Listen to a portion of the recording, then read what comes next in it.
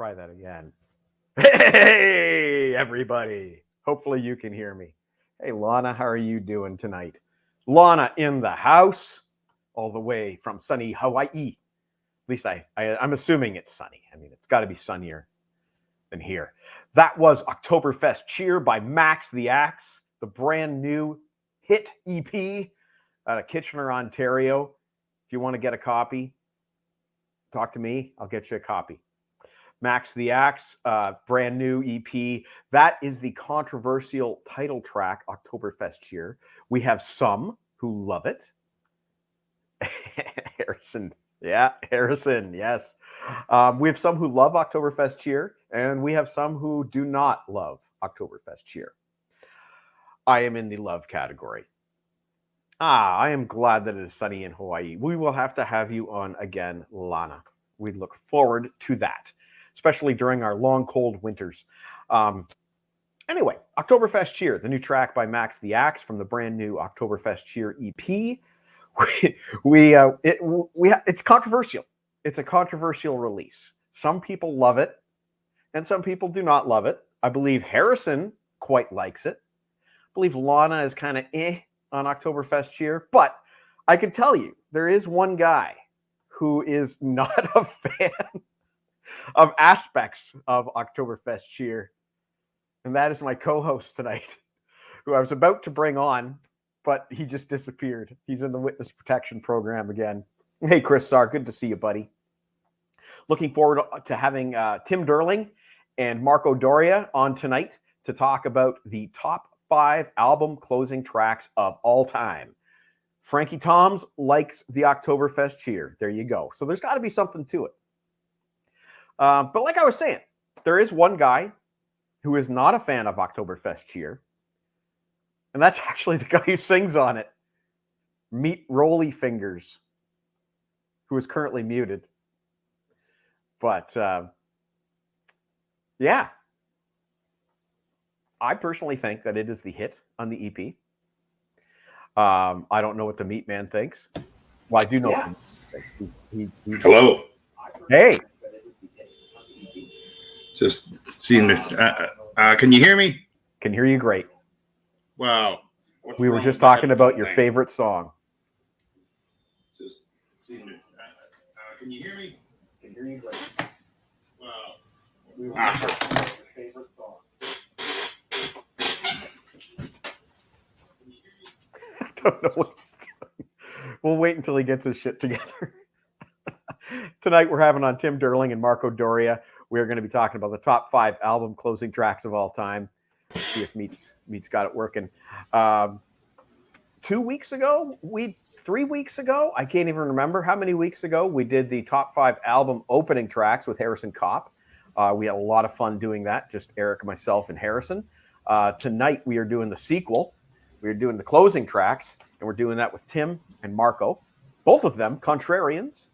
And interestingly enough, although it was Meat, Harrison, and I that did the album opening tracks, it was Tim Derling who suggested we got to do the closing tracks. So we are doing the closing tracks. Good to see that Harrison's doing good. And hopefully Meat is not having technical difficulties any longer. Well, I'm having technical difficulties as I can hardly hear you on my headphones for some reason. Huh. I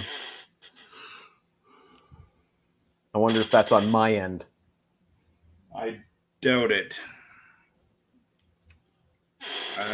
Test. No, I look. My volume looks pretty good when I see it on the chart. I have my headphones at full here. 1 second. As Meat gets his shit together, we will enjoy another tune, of course. This one is by T-Bone Erickson, and it's the LeBrain Train theme song. Let's get it rolling.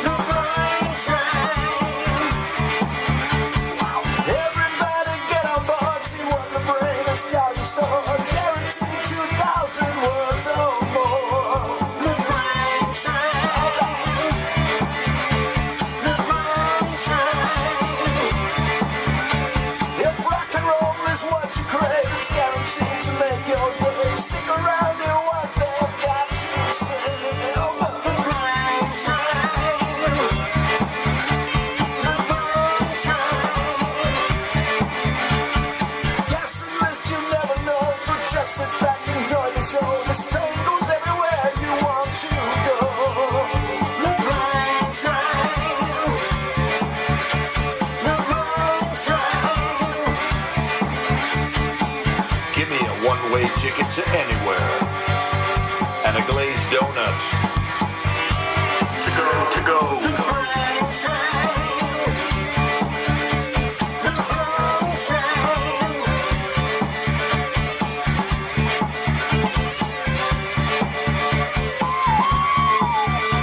All aboard.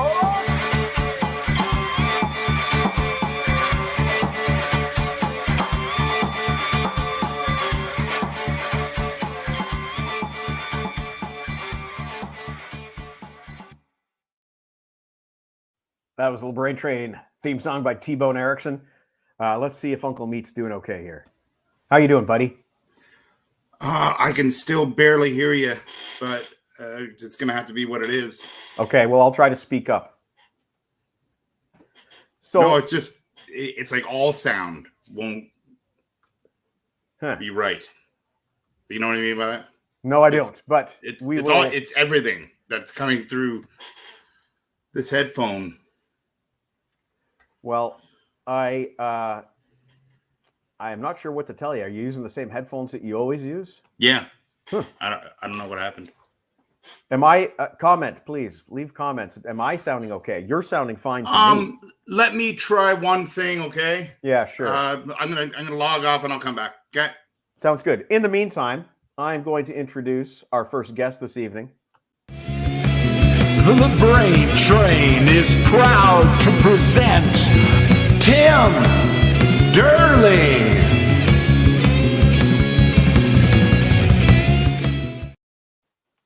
Hey, buddy. Hey, Mike, how you doing? I'm doing great. How about you? Been looking forward to this. Seems like a week just flew by and we just found something else to talk about. But yeah, it's going to be a No good kidding.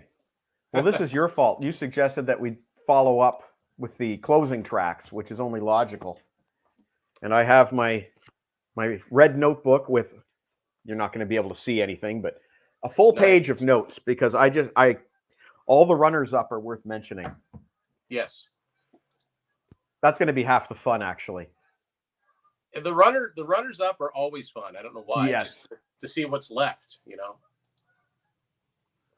So it sounds like everybody's audio was fine. Eric can't hear me very well, so he's checked out for now. I could hear good in the waiting room. I could hear both of you. Yeah, it sounded fine to me. It must be an issue on his end with his earphones. Hopefully he gets that fixed up. But while we wait for Marco, congratulations for funding your book. Thank you. If you want a copy, we have a 1 week window. Yeah, 1 week left. She's all over next a week from tomorrow. So on the 23rd, that's it.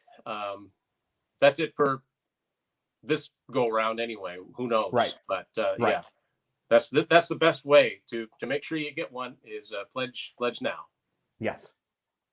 And they are essentially, as we talked about last week, the made to order. So, there's not going to be a lot of extra stock sitting in your basement that people can ask you about. This is it, unless there's ever another run, which. Well, the only thing is, I'm not sure about is, maybe we have to order certain quantities. You know what I mean? Like maybe we can't order 57 books. Maybe we have to order 60. So right. I don't know how exactly how that works. So don't take a chance, people. Yeah. In the music collecting world, there's something that I call the late tax, and that's when you don't pre-order something that you know is going to sell out. The late tax, you can find it on Discogs. Just look for any Kiss Instant Live CD, for example.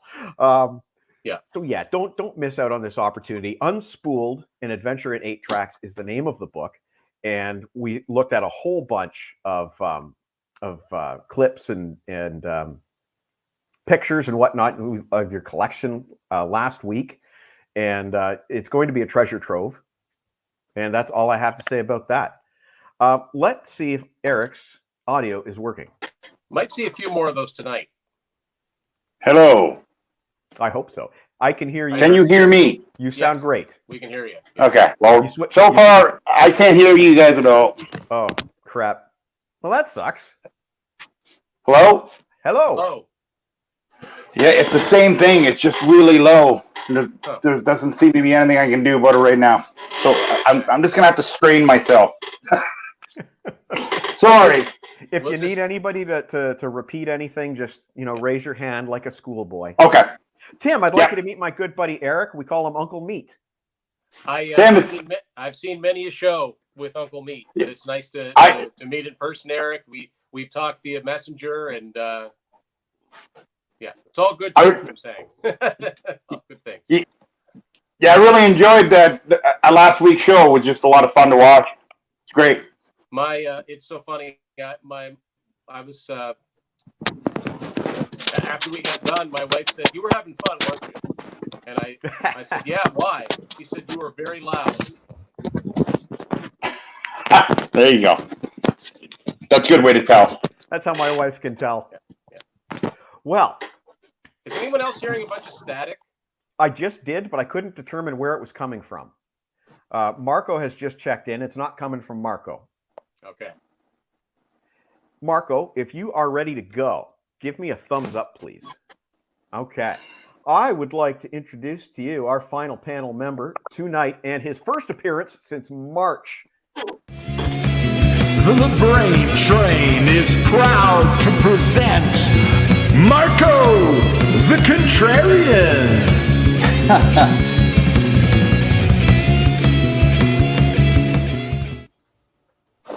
Wow, Hey, Marco. cool. Hey, thanks a lot for the Hey, intro. That's Marco. really cool. Hey, how you doing? This is weird. Marco, it's good to see you. Well, I Good to think see this is everybody. the best album. Well, I think you're wrong. You guys need no introduction. Yeah. No, when when I was telling my wife about that, and I told her about the story about the Def Leppard tape, she just shook her head. She said, "You guys are like, you guys would have been friends if you'd have grown up." I said, "Yeah, it sounds like it." Yeah, Great probably. Yeah, that was crazy. Of all the random things. I've been telling that story to various people, and it's been blank faces. Like, so what? Nobody in my circles appreciates it. The chances, like the statistical chances of, yeah. Tim is a tad quiet. You're a What's little on- disagree. what's the what's the Def Leppard tape? What are we talking about? Okay, yeah, I was just going to get you up to speed here. Yeah, sorry, Marco. In 1988, Zellers put out a flyer. Remember Zellers? They course. had a flyer, and they always had like a music little page. Oh, we lost Eric again. They always had a little page of music in the flyer. And new release this week was a Def Leppard cassette called Soundtrack to the Video Historia, which was their music video that they had out at the time. Now there was a soundtrack. And Tim and I had the exact same experience. I guess it'd probably be the exact same week because those were like weekly flyers. Must have been. It was the end of the year, 1988. End of the year, 1988, except he drove with his dad an hour to Fredericton. I just walked to the mall. Wow. Yeah. But we both went to Zellers, and of course, nobody had it. Now, Mike's experience was a little bit worse than mine because to add, to rub salt in the wound, they were playing that tape and they wouldn't sell it to him. This is a strictly limited edition thing. That's that hilarious. came out after the home video came out. But years later, I got thinking about it. I was like, you know what? Somebody was being a smart ass when they were putting the photos for that flyer together and took a picture of that. And yeah, you got to track down that flyer. I want a copy. So what are the chances, though? Yeah. Some granny out there who's kept every flyer since 1987. That's my only prayer. Yeah. Keep your eyes out on eBay. It's, some stuff pops up there. I saw a Jumbo Video flyer on eBay the other day. Oh, awesome. There's a blast from the past.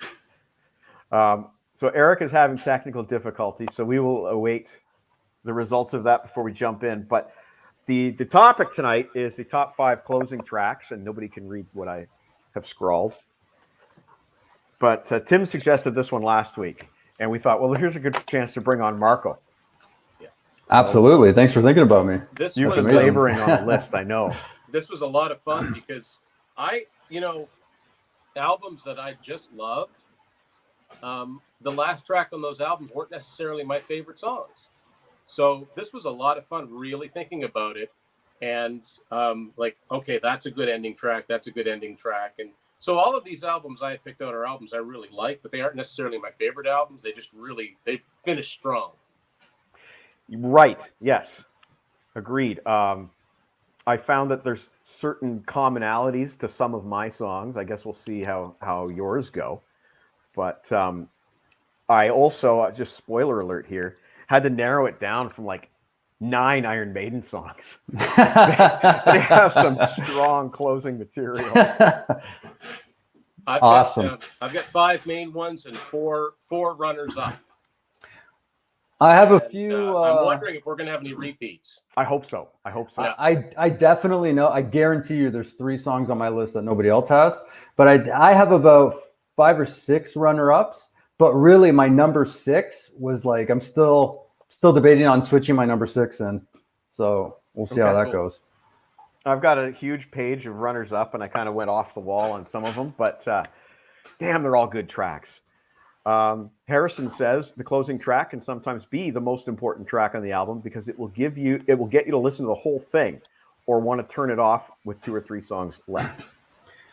Yeah, that last track, it's like an endurance thing, right? Especially, I think 3 of the tracks on my list are like 8 minutes plus. So like that's really like an endurance, test to go through a whole album and get through that last track and to be as good as that last track is. It's almost like when you're working out and you got to get that last set in, Exactly. Those last 10 reps. and it just drives it home. And when you leave an album just feeling like that rush. Yeah. Did you lean back on purpose so you could see your shirt? I did. Yeah, that's cool. I have nothing on my shirt. It's different than Marco. Sorry. Darn it all. And we even discussed shirts at one point. Hey, T-Bone, how are you doing? I think T-Bone is finally done from camping in the woods of Thunder Bay. I think he is now back for the season. He did all the intro music for you guys tonight. Awesome. Nice. Thanks, T-Bone. Chris Sarr, working out? What the fuck is that? Not that I know anything about it. But. Nothing I know anything about, trust me. All right, so while we wait for Eric, which check my messages. I haven't heard anything from him. I don't know. Hopefully we can get Eric back. Marco, I just want to catch up with you real quick. You've been, I assume you've been working away on your film project. Yeah, Tim's gonna kill me for mentioning it because it's not out yet. Because I know that's one of the things Tim's like, don't bring it up until it's out. Okay, but that's mine. This is different. This is a different thing. You know what? We've got Eric back, so we can just drop that topic for now. Oh no, I can talk about it, but bring him back. Okay, we'll bring Eric back. Hey, buddy. Yay! I can hear you guys. Fuck yeah! Thank you. We can hear Okay, you. so Marco, just catch us up real quick, and then we'll dive into the list.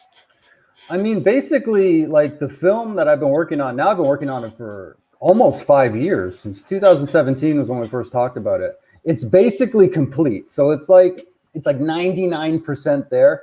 I'm actually exporting a version of it right now because I'm going to go meet up with a couple of the other guys that are in the band, and we're going to watch it together, and we're going to kind of like talk about it, and we're going to talk about next steps and stuff like this. That's a couple of weeks down the road, but I'm actually exporting a complete version. Like literally, if you sit down and watch this version, it's start to finish complete, and it's probably going to be 99% of what you're going to see when it's finalized. So do a commentary track with them. That would be really cool, actually, because one of the things I want to do, so the version that I'm exporting right now, it's long. It's very lengthy at 2.5 hours. I'm going to cut it down to under 2 hours for when I do a theatrical thing. But I do know that like a lot of heavy metal fans like collecting physical things. So the idea is that we want to put it out down the road as a physical release on like DVD. I know it's passe, but I'd love to see it in DVD, like just to put it on my wall or put it on my shelf or whatever. But the idea is this is the finalized version of the extended version. So this will be like a 2.5 hour thing. And then I'm going to cut it down to under 2 hours for a theatrical release. And we're going to have, as many of the guys that can come out as we can and do and film that and maybe even tack that onto the end of the extended version and then release the whole thing as a package with potentially bonus features like commentary. So that's the idea. I'm all for physical copy. Absolutely. Yeah. But basically the film, if you were to sit down and watch it, it's finished. If you saw it in the theater tomorrow, it's completed. So it's a complete film, but the whole pandemic and all that stuff kind of messed everything up. So we're looking at maybe next year, I guess, to put it out officially, but we really want to put it in a theater. We really want to put it in a theater in Hamilton to bring everything full circle because that's where the band came from. So it would be kind of like, not as exciting or it'd be kind of anticlimactic for me to put it out just digitally and then not get to see people's reactions and not be able to introduce the film to an audience. So that's where I'm at right now, but it's complete. It's finished. So especially since we're at that point now in Ontario, we're going to a movie theaters possible again. And I would totally, if you brought it to one of the indie cinemas in KW, I would absolutely go see it here. Me and the Meat Man are overdue for a movie date. Are we? Yes. I think the last one was Captain Marvel, so that's going back a ways. Wow, that was a while ago. Yeah, it was in the COVID stuff. Well, Marco, congrats on that. That's done rolling, man. That's on its way. That's awesome. It's great Thank stuff, you. man. So I'm hoping. Google Mystique Band movie, basically, and you will find his trailers on YouTube. Yeah, I'm hoping that even if folks don't really know the history of the band, that they'll just be interested in just seeing a story of a metal band from back then who struggled to put stuff out on vinyl and this and that. So it's kind of a neat story, even if you're just into the genre. Absolutely. So I know that they're absolutely not a famous band, but they have a really cool story that I think people might be interested in if they give it a chance. So I listened to some of it. It's good stuff. It is good, Ben. Yeah, I like some. Mm-hmm. Well, yeah, they were that Black Rider EP. Like those 3 of those cats were like 16 years old. You know, like It's crazy. Ray and John, the vocalist and the drummer, they were like 18, 19. Like these guys were like teenagers, and they were putting out progressive heavy metal. You know, so it was actually, you know, it's the musicianship is really good. The production isn't the greatest, but it's very independent. They didn't have a lot of money, and to put out vinyl in 1985 independently, that was huge back then. Absolutely. Especially from all the Hamilton musicians and all the Hamilton folks I spoke to. Like, not a lot of acts that were independent, that were local, had vinyl or recordings of any kind. So 100% true. Yeah. Mm. It's a big Well, thing. guys, what do you say we get on to some lists? Hey. Let's rock. Well, Sounds good. usually we go clockwise, so that would make Tim our opener tonight. So we'll do starting at number 5. Tell us your track. All right, closing track. This is an interesting example of a closing track that was actually not only a single, but a pretty big hit single too. And it's the final song on what I think is this particular artist's best solo album, from Robert Plant, The Principle of Moments. Here, holding up a very rare 8-track version. Yeah. Big Log. Look at that. I love it. Yeah, Big Log is such a cool song. I love Robbie Blunt's guitar work in it. I love the fact that it was a top 20 single for him, because it's such an odd song. I don't know. I still, to this day, does anybody know why they called it Big Log? There's nothing. It's not in the lyrics anywhere. The whole album, The Principle of Moments, is just fantastic. And what a way to finish it off. I mean, it's rare that you put a single at the end of an album, but in that case they did. And I think it's just the best track on an album that's full of great tracks. I forgot I'm taking the notes tonight, so that's I Big Log. absolutely love that pick. I have written down right in front of me about 10 runner-ups, and it's on there. Cool. And that album is special to me. Martin and I had a bit of a conversation of that album the first time that we had him on. I know he's a big fan. Right.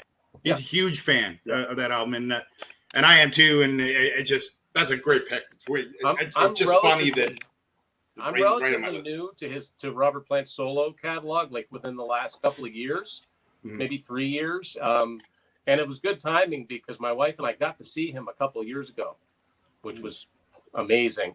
Nice. So, but yeah, like, and as I started listening to them all at once, the one I found I kept returning to was this one. And this is sealed, by the way. I bought this sealed off eBay. Oh, no kidding. I love that you have the 8-track up. That's me. That's my Well, thing. you were watching last week, so. Yeah. Marco That's a great knows pick. too. Yeah. Very cool. I love it. I got to see Robert Plant. I think it was the second last show I saw before all the shutdowns and all that stuff happened. In 2019, Yeah, I think. I bet you it was a similar set list. Probably. Very cool. Yeah.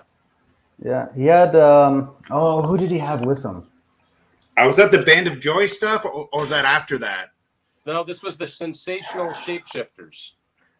Oh yeah. So Okay. he was doing a lot of like Carrie Fire and Little Maggie and. I bought tickets, and they sent me 6 copies of Carrie Fire in the mail, because I purchased tickets through Ticketmaster. So I still have like 2 or 3 sealed copies. I tried giving them away because I had so many of them, but we only bought 4 tickets, so I don't know why they gave me 6. Was he with Alison Krauss? Was that the one? No. He had a female vocalist with him. Was it? Yeah, that's what I'm wondering on your show, if it was Alison Krauss, maybe. No, I can't Because remember. I know who. he did tour with her. There was a girl that played violin, and I think she sang. That might be her. I want to say, I could be making this up, but I think they did Battle of Evermore, and she sang like Sandy Denny's part. Oh, wow. Yeah. That's cool. No, it was incredible. It was like, wow, there he is. Very cool. Well, Marco, that's a good enough cue to take us to your number 5 pick. Yeah, I saw somebody in the comments say Light in the Black would be one of their picks. That was one I was struggling with to put on the list, and it's an exceptional song. It's one of the, like, Rainbow Rising is one of the best Rainbow. It's my favorite Rainbow album. That was one that just didn't make my list. This song, I would be surprised if it's on anybody else's list, but anybody who, I don't know if I've actually really talked about this band on the Contrarians, but a favorite band of mine that's a little more obscure, they only had a couple of releases, was Bloodwind Pig. So they were like a UK band. Yep.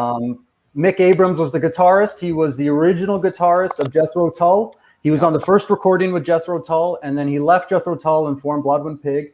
And they put out 2 records, and I had both of them. My Head Rings Out and Getting to This, and both phenomenal albums.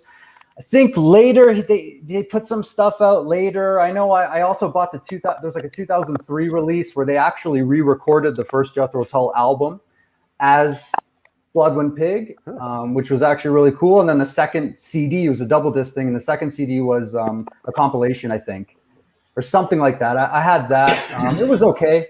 I actually like their version of A Song for Jeffrey, but this track is the last track that comes off of A Head Rings Out, which I don't have physical copies now, but I used to have the physical copy of this.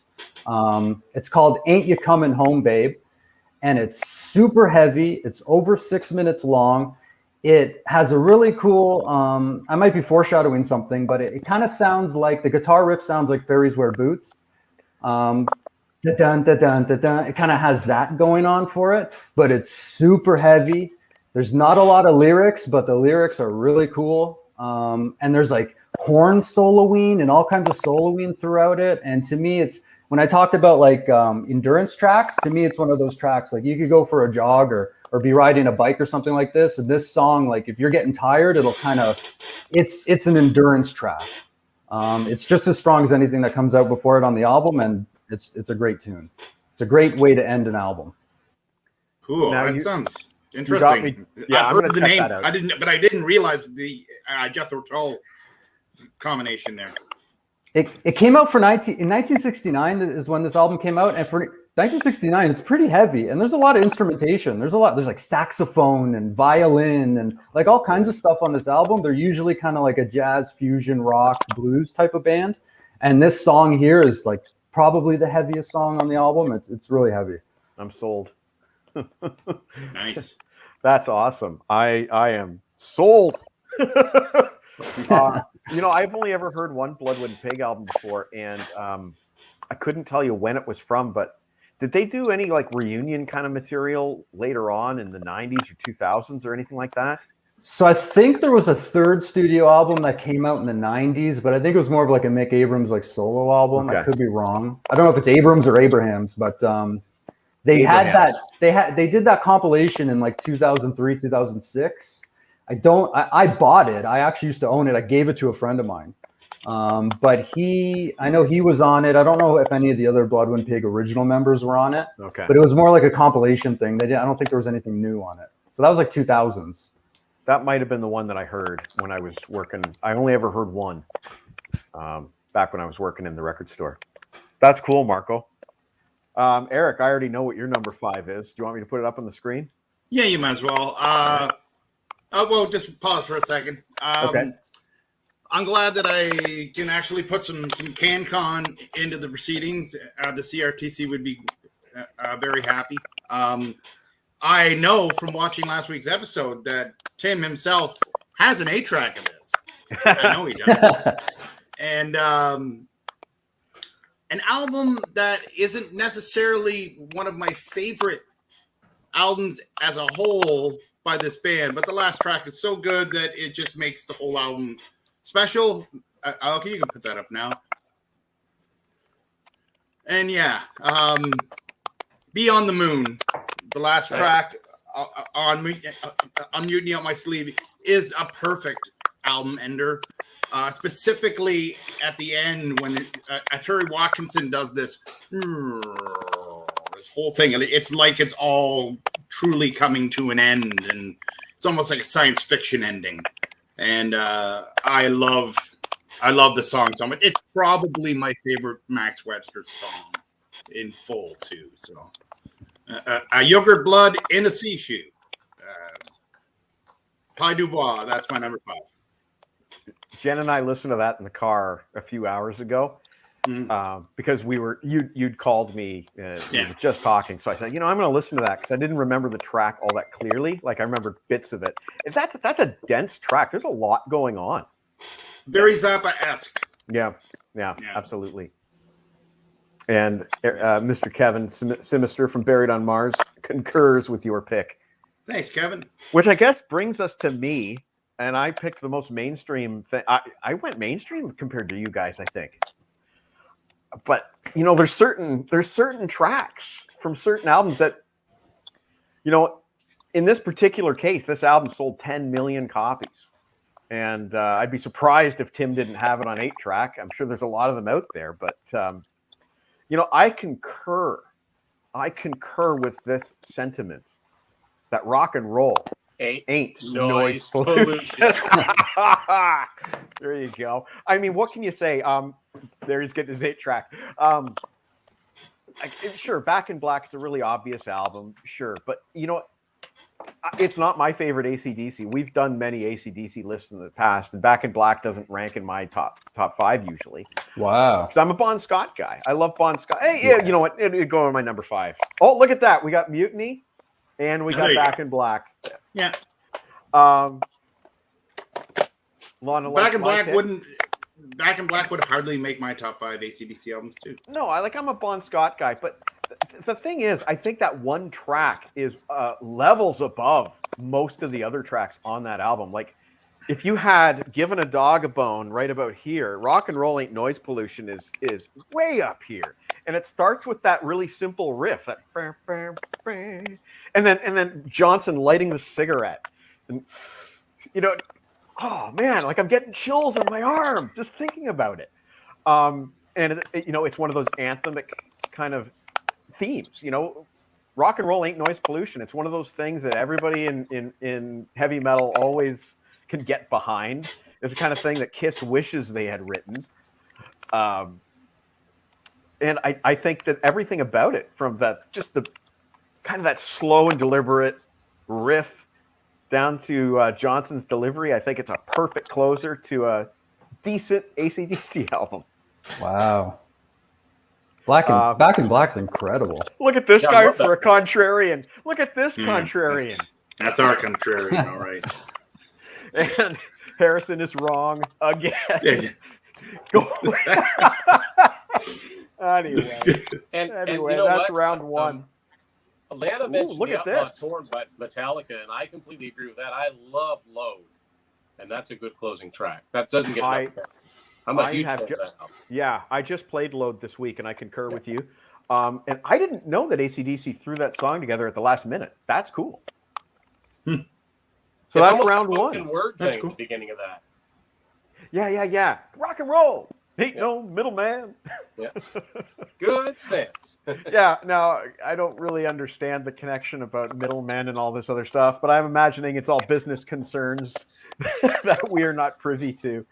Yeah. All right, got to get my page. I'm ready to write down Tim's number 4.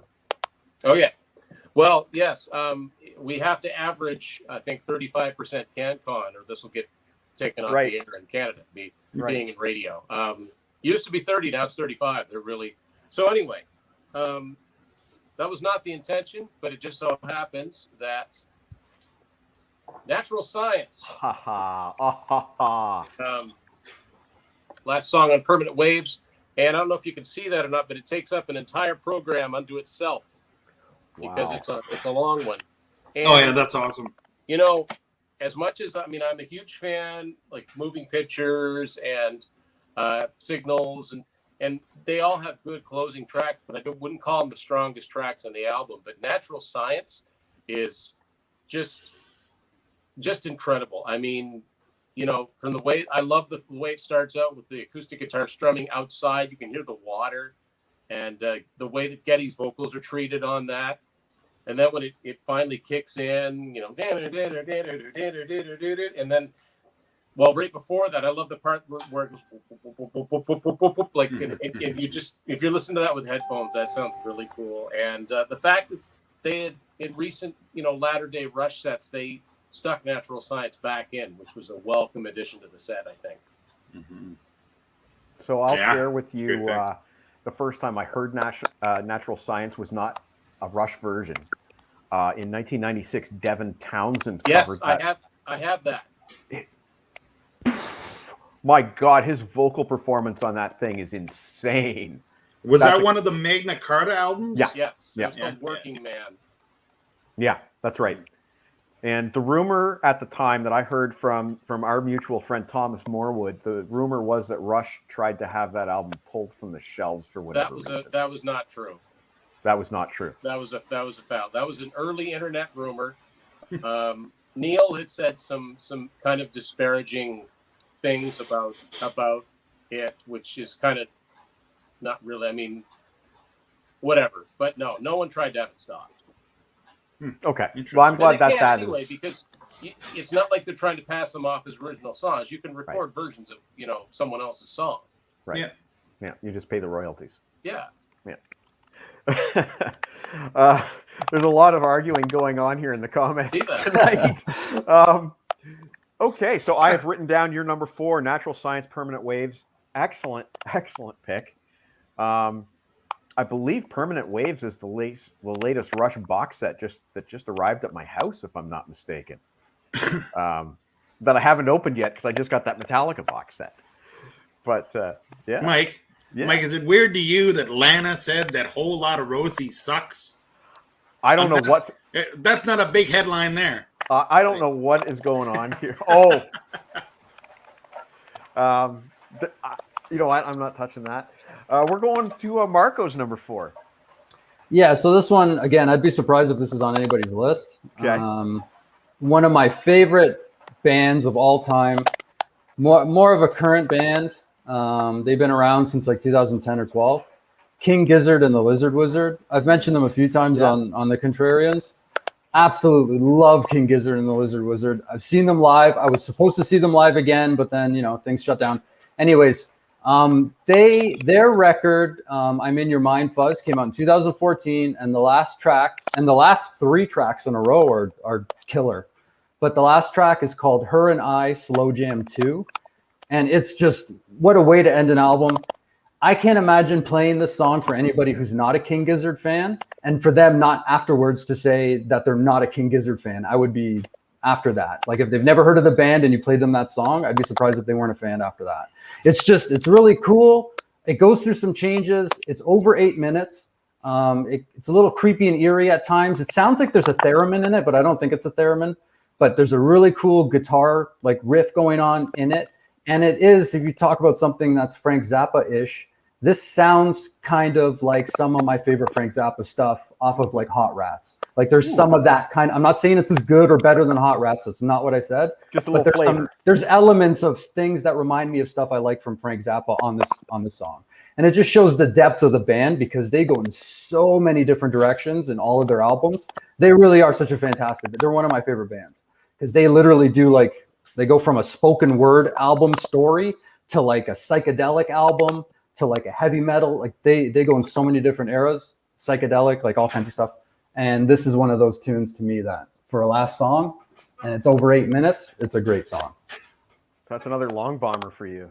That's a great pick. They're a great band. And you're right. There is a Zappa-esque quality to it for sure. But like what blows my mind about that band more than anything, is there's like, isn't there like 11 guys in that band? Like, 7. There was 7. Now there's 6. I thought there was more. I thought there was like into the double digits. Then I'm misunderstood. But it's what blows my mind is they do like 3 albums a year. Yeah, their output is ridiculous. One year they had 4 albums. Yeah, and, it's crazy. Their music videos are really cool. People Vultures, it's a little off the wall, but it's really cool. But like there was 7 members, there was 2 drummers. So they have 2 drum sets, 2 drum kits, everything all set up. One of the drummers recently left amicably. Okay. Like I think he's still involved with the band, but it was an amicable split. But they've been around for over 10 years now, right? So they're a great, excellent band. Yeah, I'd love to see them live. Oh, I loved it. That must have been wild. Yeah, it was amazing. Indeed. If I may offer some irrelevant commentary, Tim has only made me do this much writing. Marco has made me do this much right. Well, I there's no apologize. room to think that his next band is going to be called Super XP or whatever that whatever that word is. The Mary Poppins word. Supercalifragilisticexpialidocious or whatever. And spell it right too. Yeah, no thanks. Eric, I have your. I just want to say real quick, Harrison Kopp's comments. I got to stop putting him up on the screen because he's basically foreshadowing all the stuff that I want to talk about in my runners up. But Eric, I have your number 4 album queued up if you want me to put it on the screen. Okay, I'll let you know. Yep. Okay, well, my number 4 and my number 3 is they're both a little bit of cheating, and that seems fine for me because A, my lifelong love of the wrestling heel, so yeah, and 2, I'm a very, very long Patriots fan, so I might as well cheat along with the best of them. So my number 4 is actually the last 2 songs on the album, but sonically they do connect. There's no spot on vinyl for the 2 songs to be separated, and you can put that on now. Probably the most important metal album of all time in many ways. It only lasts about 32 minutes, and Postmortem and Raining Blood, they kind of have to be together. There's been many times where I wanted to listen to the song Raining Blood, and I have to put Postmortem in front of it. I look at the 2 as the last track on the album, and what a way to end a crazy album that is amazing. So it's not even Slayer's best album, but it's one of the most important albums ever. So it had to go on my list. My number 4, Postmortem, Raining Blood. Here's another example of one of those dual closers that you can't separate. Judas Priest, Heavy Duty, Defenders of the Faith. Okay. Can't separate them. Okay. Or what? Like Heartbreaker. Well, then it qualifies sonically. Yeah, exactly. It wouldn't make my list personally, but how about Skid Row, Midnight / Tornado from the first album? Yeah, there's one. I don't know if it's a final track from an album, but Heartbreaker always, you hear Livin' Lovin' right after that. It's always, Yeah, they're it's almost like one song kind of. Journey's feeling that way in any time. 4 Horsemen. Can't remember the name of the tune because it's a really, really long title, but I know you know the album. Nobody said it was easy closing track. Yeah. But as these are all great closing tracks that we're naming, I'm going to get to my number 4, which I kind of hope we see again tonight. I went mainstream, and I went with the hottest band in the land, and I went with their debut album and a little song called Black Diamond. Co-lead vocal by Paul Stanley and Peter Criss, and I mean, what can you say about Black Diamond as a closer? A lot of my closers are really dramatic, and that one's got, there you go, 8-track. It's got that acoustic intro, and then the hit it. What a great riff! What a great song! What a great lead vocal! It's got the drama that you need to end an album, and then, but the weird thing, and maybe the only thing that I would disqualify myself on this track is I don't particularly care for the long, drawn out, slow down.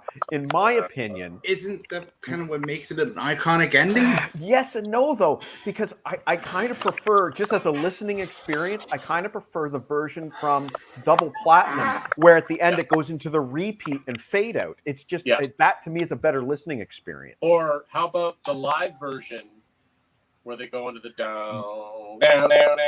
Right. So that's a good one too. They didn't start doing that, I don't think, till Vinnie Vincent, but I like the Black Diamond version too. It sounds like they just had no idea how to end it, so they just took the motor and started slowing it down, and Robert's right. Leave It to Me. It had the 8-track. But Harrison points out that it does close Double Platinum as well. So I guess It It does not close alive though. Interesting. It does right? not, because then they do "Let Me Go Rock and Roll" as the closer, I believe. Yeah. Would you have changed it if it was the closer of Alive? Would you pick the Alive version? No. I kind of prefer the studio take. Don't, Marco. Ask this. Stop asking difficult questions. Well, the whole that whole dramatic ending, like it works when there's the visual of like the spinning fireworks and the Peter's going up in the air and like all the things happen, confetti, all whatever happens. Well, confetti comes out with Rock and Roll All Night, but with the visual, I agree with you. I skip that part if I'm just listening, if it's a listening experience, but as a visual experience, it works a little better, I guess. But live, they also they don't do the slowdown. They speed it up. You know what I like too. Since we're on Black Diamond, the version that they do on the Destroyer tour, when Paul would come out beforehand, he starts with that acoustic intro. Yes. On the Destroyer tour, when he comes out with the robe and he kind of does that guitar, like he's just hammering his guitar, and it's a little different. Then he goes into like the acoustic kind of thing. That's my favorite opening to Black Diamond for sure. Is when he does that. Awesome. I think he does that in 76. What was that show? Anaheim, California. I think that's the version he does. The funny thing is, the first time I heard Black Diamond was when I saw the Animalized live Untitled Chapter. Wow. I was late getting into Kiss. I think you and I had basically the same entry point, which was the Animalized era. Well, this is 93 for me. Oh. Yeah. Way late. Interesting. But I rented that because, believe it or not, there was a video place that it probably had been there for years and hadn't been rented in years. So I rented it. And foreshadowing, it's the first time I heard a song I'm going to be talking about. Okay. Well, actually, it's your turn to talk. It's number 3 for Tim. Okay. This is not that song. But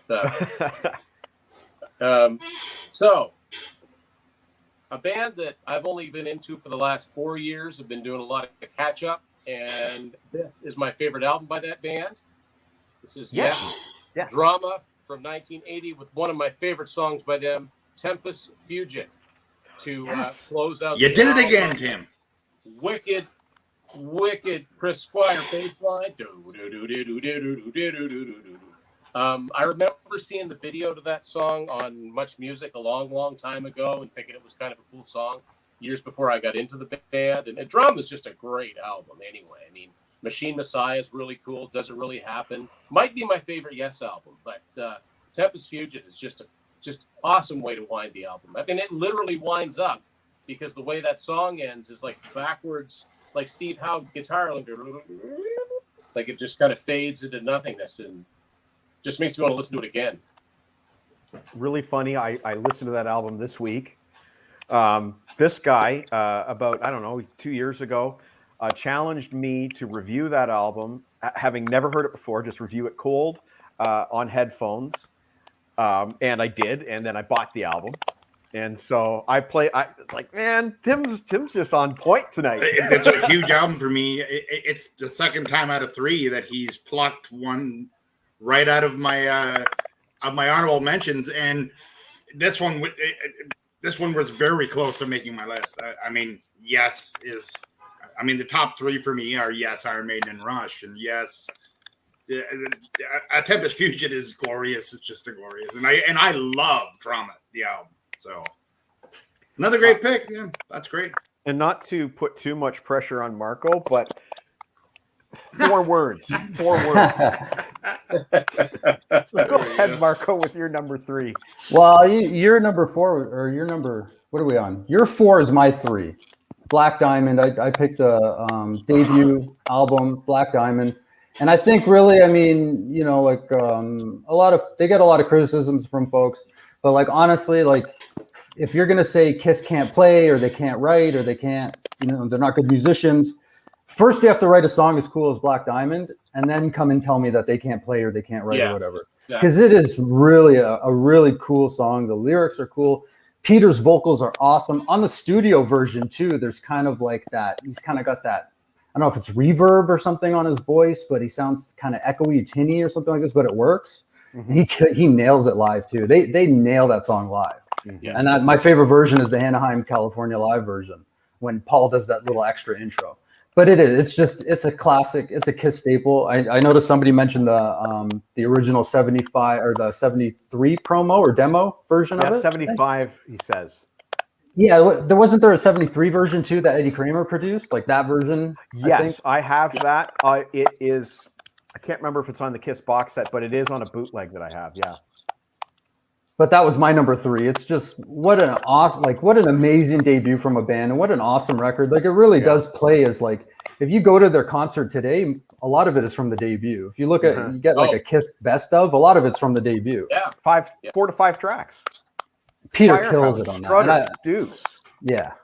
Cold I'm a Gin. huge Peter fan too. And I think it's one of the few times that Paul and Peter share a vocal on, like on a track. Right. Paul does the acoustic opening thing, which they do a couple of more times. I mean, they did that with I Want You, except I Want You opens the album.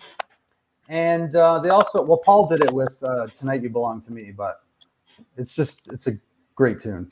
Awesome, I love that awesome way to close it.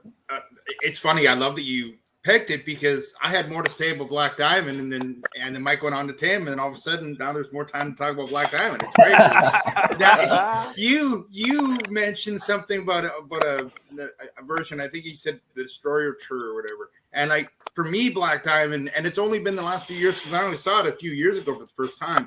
It was like the Midnight Special or Don Kirshner's rock concert, whatever it is, and they play She and Black Diamond, and I can't necessarily remember right now the ending of it, but it was a neat ending too, and both those performances were excellent and really good. So,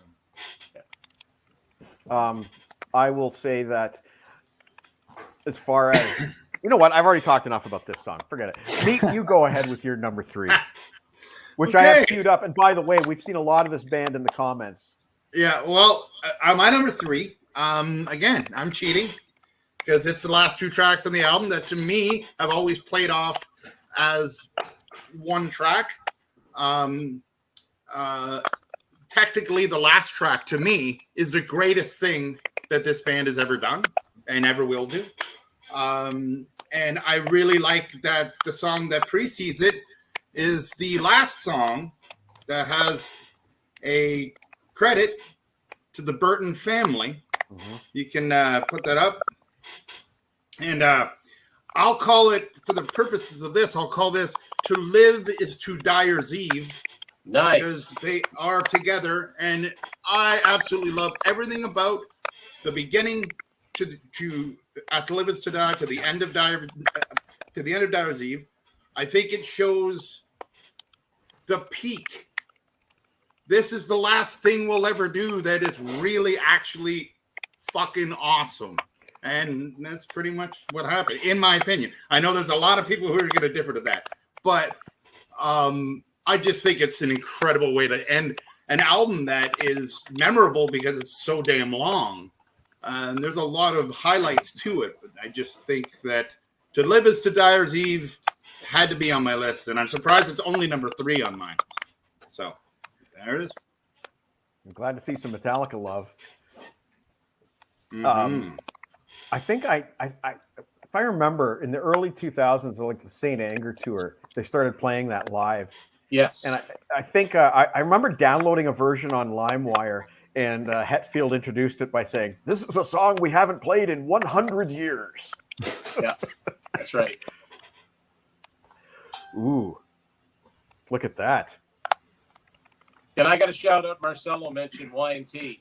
Yeah. Hey, Marcelo, how you doing, buddy? Yeah, like you did last week. You mentioned a Mean Streak. I go out of my way to mention Y&T most times. Yeah, there you go. This time Well, from in rock. I have a weird Y&T story, just quick, that is completely unrelated.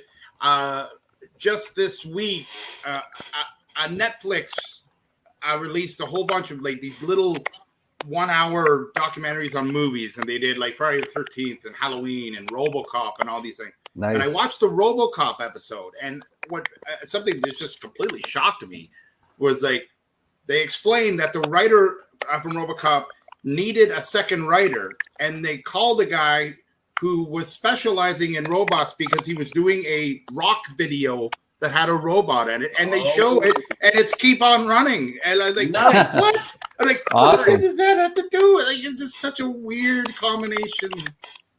RoboCop and Keep on Running are connected somehow. Yeah, if you did like a top 5 science fiction films, RoboCop would be in my top 5 for sure. Oh, yeah, yeah. I think it's a great little it's an amazing superhero film and an amazing science fiction film. It's a great film. It's one of my favorite films. I highly remember. I highly say I watch that on Netflix if you have it. Like it's a whole episode on the making of RoboCop and how it got made. It's really neat. Neat. Is that the show called The Movies That Made Us? Yes. I haven't watched the next season. I'll be watching for that for sure. Oh, it blew my mind when it happened because that's like a top 5 video of all time to me as like a memorable video. Don't Stop Running. First of all, I love the song, and second of all, the Great video song. is just so ahead of its time to me. It's neat. Mm-hmm. Excellent pick, my man. And the Keep on Running video freaked me out when I was a kid. When the guy starts turning into the robot, it freaked me out. I love that song so much. So I guess it's up to me with my number 3, and I stepped off the beaten track this time. But only Eric, I think, will understand what I'm about to say. Where are the prophets?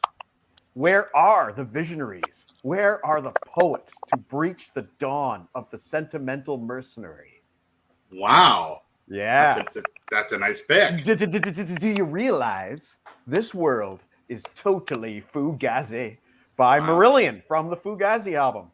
Wow. I was just, I was thinking today, my list, it could use some Marillion. What's the best closer they've ever done? And that's the one that I fell on. It's got so many cool parts. It is by far their best closer. I think so, yeah.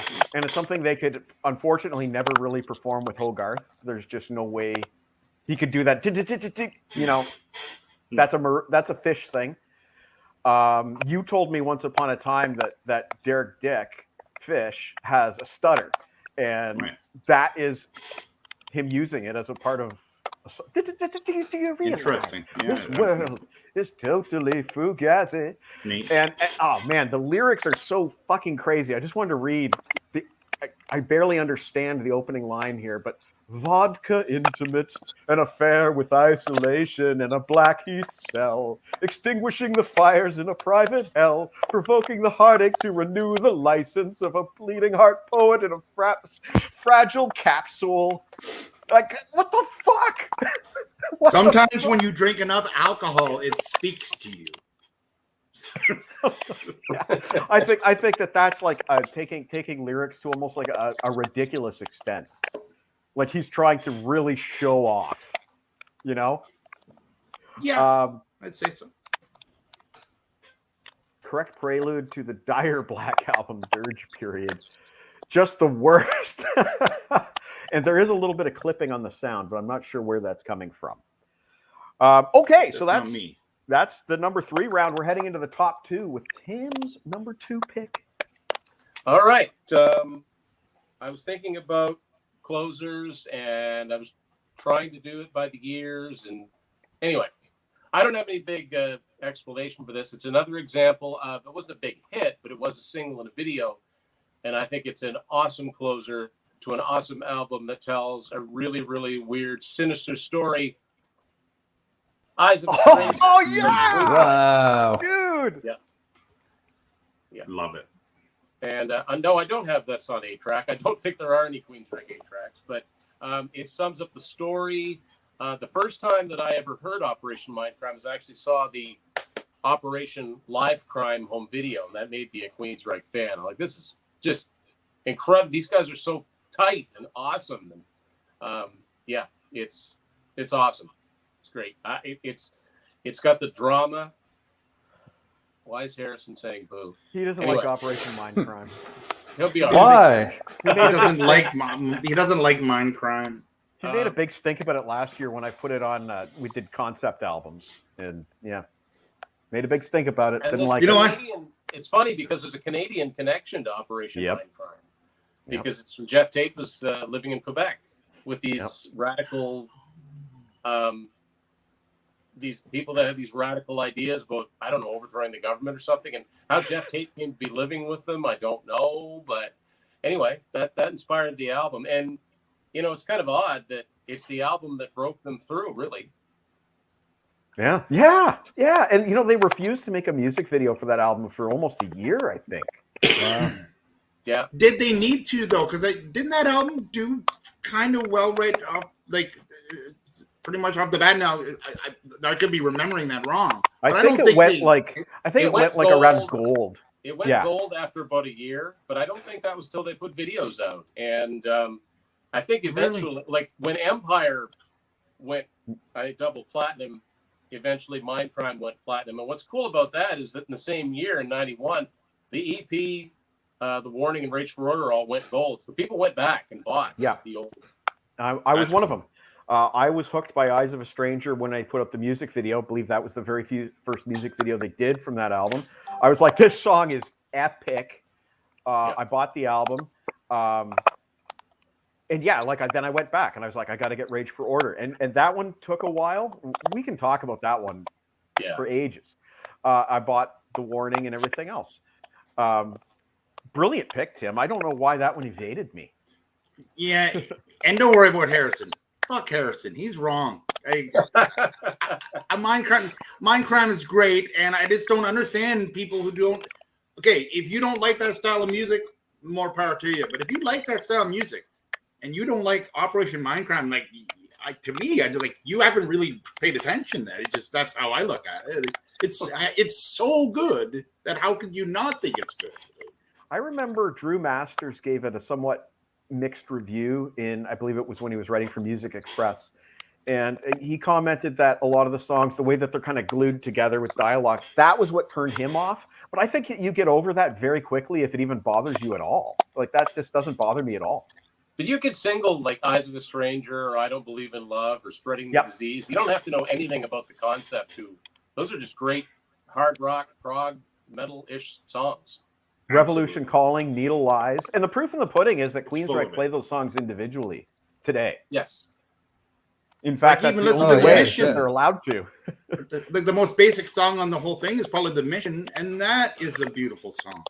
It's a bloated snooze fest that focuses too much on the story in a medium where the music must come first. I strongly disagree. It doesn't focus too much on the story at all. I do know the answer to that question.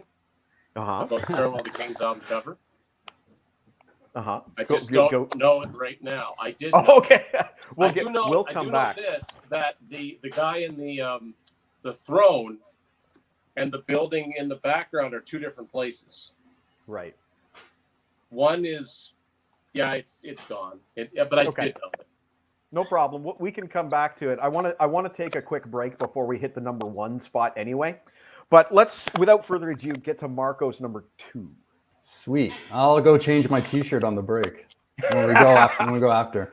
My number 2 could easily be my number 1, and it's a callback to when I was on the show back in March, I guess. Yeah. When we did our Black Sabbath top 11. I think this was maybe my number 2, but Fairies Wear Boots is my number 2. Final track from an album.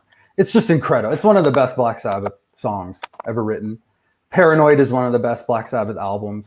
I know people are sick to death of Paranoid and Iron Man, but I mean, you got to give them their due. For 1970, it's an incredible album. When they play it live, it's incredible. It's just such a burst of energy, and it has that kind of rolling riff, it keeps, you know what I mean? There's momentum building with that track. And it's one of those tracks to end an album full of amazing tunes, to almost be probably maybe the best tune off of that album. There's so many good songs off of Paranoid. And I know a lot of people put it down. I always, I see a lot of folks put it down because it's overplayed, or they've heard Paranoid and Iron Man so many times. But it's a great album. You got to think 1970. Yeah. What an incredibly heavy album for 1970. And you talk about Operation Mindcrime and the Needle Lies and stuff like this. You go back to tracks like The Hand of Doom, and I mean, this, we're talking about 25 years earlier, right? 28 years earlier. I don't know when Operation Mindcrime came out, but 88, 28 years earlier. Which Operation Mindcrime, I totally agree with you. And that's, if you look at you do any research, because we've done Queensryche twice. I did it once with Tim, and we did it again. Actually, just today is our latest episode is Promised Land with Jamie. Oh, I love that album. Nice. I don't So love it. Jamie I like picks it. Promised Land. That's And awesome. but you look at any of the research. Sorry, I'm on Queensryche all of a sudden. But you look at any research. Operation Mind, like a lot of the albums I found shuffle between what's number 2, what's number 3, what's number 4. The one consistent thing is everybody puts Operation Mindcrime at number 1, and even Isn't there Jamie a lot was of like, people that say Empire? Uh, Not that I'm not saying Not in the saying research. it is. Just I would think the Empire would get a lot of clout just because of Silent Lucidity and some other songs. yeah, Jet City Woman was a big hit too, right? I think Empire runs out of steam about halfway through. That's just my opinion. It's got some great tracks agree. on it, but Operation Mindcrime's whoop, start to finish. Yeah. Yeah, Some- for sure. Some may say. I just want to comment on Promised Land real quick. At one point in the 90s, that would have been my favorite Queensryche album. Absolutely. I saw them with Mr. Morwood on that tour in Toronto in the summer of 95 with Typo Negative opening. It was a mind-blowing experience. They played the entire album, though not in sequence. They were fucking great. It was also the closing night on that tour, so they did the pranks on stage. And so a little bit of that for Promised Land. As to Marco, you threw me for a loop there for a second because, and maybe Tim remembers, I had Paranoid on cassette in the 80s, and it was not the closing track on the cassette. I believe Hand of Doom might have been the closing track. I can't help you with that, but I do know that cassettes did mix tracks up sometimes. Yes, sometimes to maximize the amount of music on each side so that they used the least amount of tape. I'm pretty sure. Well, I had it on CD, and I think I had it on vinyl too. I think it was Ferrisburgh Boots. Oh, I couldn't tell I'm you off 100%. my memory, but like I was looking through the Black Sabbath catalog, and on Wikipedia at least it says it's the last track. So I'm 100% sure you're right, but yeah, like Tim remembers, a cassette often had the tracks shuffled around because let's say you had on the vinyl, let's say you had 22 minutes on one side and 24 minutes on the other, but if there's a way to rearrange the track so it's 23 minutes on both sides, you're using less tape, and that's how they did it. right. Listen, I've got some, like, there may be another episode here, but some early cassettes are so messed up. Yeah. They don't even make any sense. And 8 tracks, even worse. I've got a runner-up that's a good example of that. Okay, cool. But there's a lot of good Black Sabbath tunes you could pick. I think "Dirty Women," could have been one. I love Technical Ecstasy. That song. Doesn't that have one of the best, like, most underrated Iommi riffs at the end? That It's heavy. It's Great riff. really good, and that's one that they play live. They don't play anything off Technical Ecstasy but "Dirty Women." They play that live Correct. to this. At least when I saw them, last 2016. No, it was also if you had Spotify, it was the Spotify live bonus track on 13. Nice. Yeah. All right. Well, Meat Man, your number 2 is queued up and ready to rock. My number 2. And I just want to say that number 3. Number 2. Number 2. And I just want to say real quick as a shout out, this album was covered last night on Brent Jensen's show, Thursday Night Record Club, and they did a really fantastic review of this album last night. The album that I'm picking now. Yeah, because I just queued it up, so I see it. Okay. And we're doing a break after this? Is what you're Yeah, saying? please. I need to do a gen check. Yeah. Okay. My number 2. My number 2 should be number 1 for the way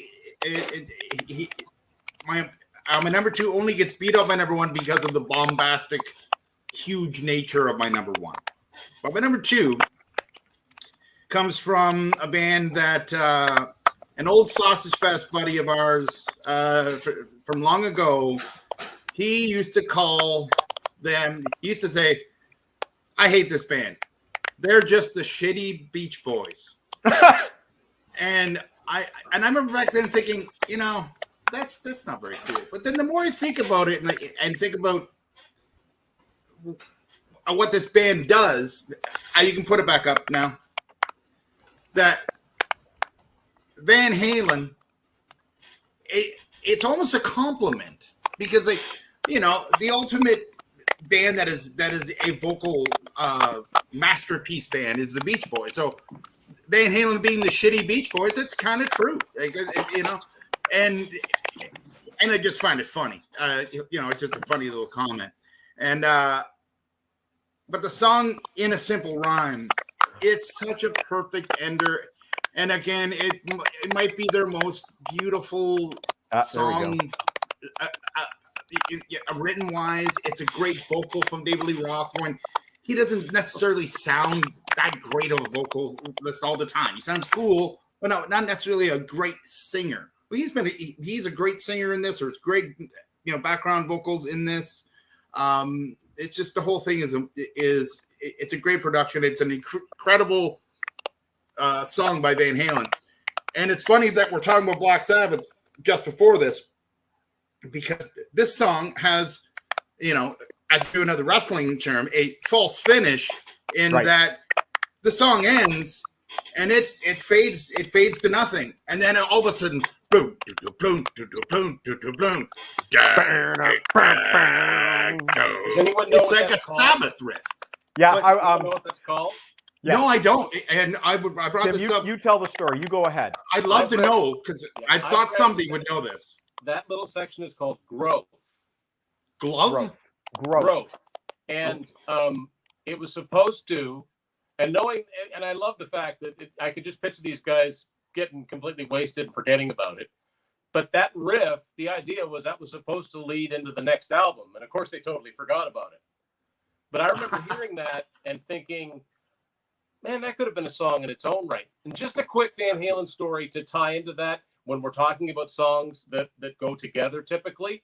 And I'm only saying this now so I don't forget it. So when I first got the first Van Halen album on cassette, I was like, usually I'd listen to a cassette, and just the second the last song on side one ended, I'd fast forward, flip it over, put on side two.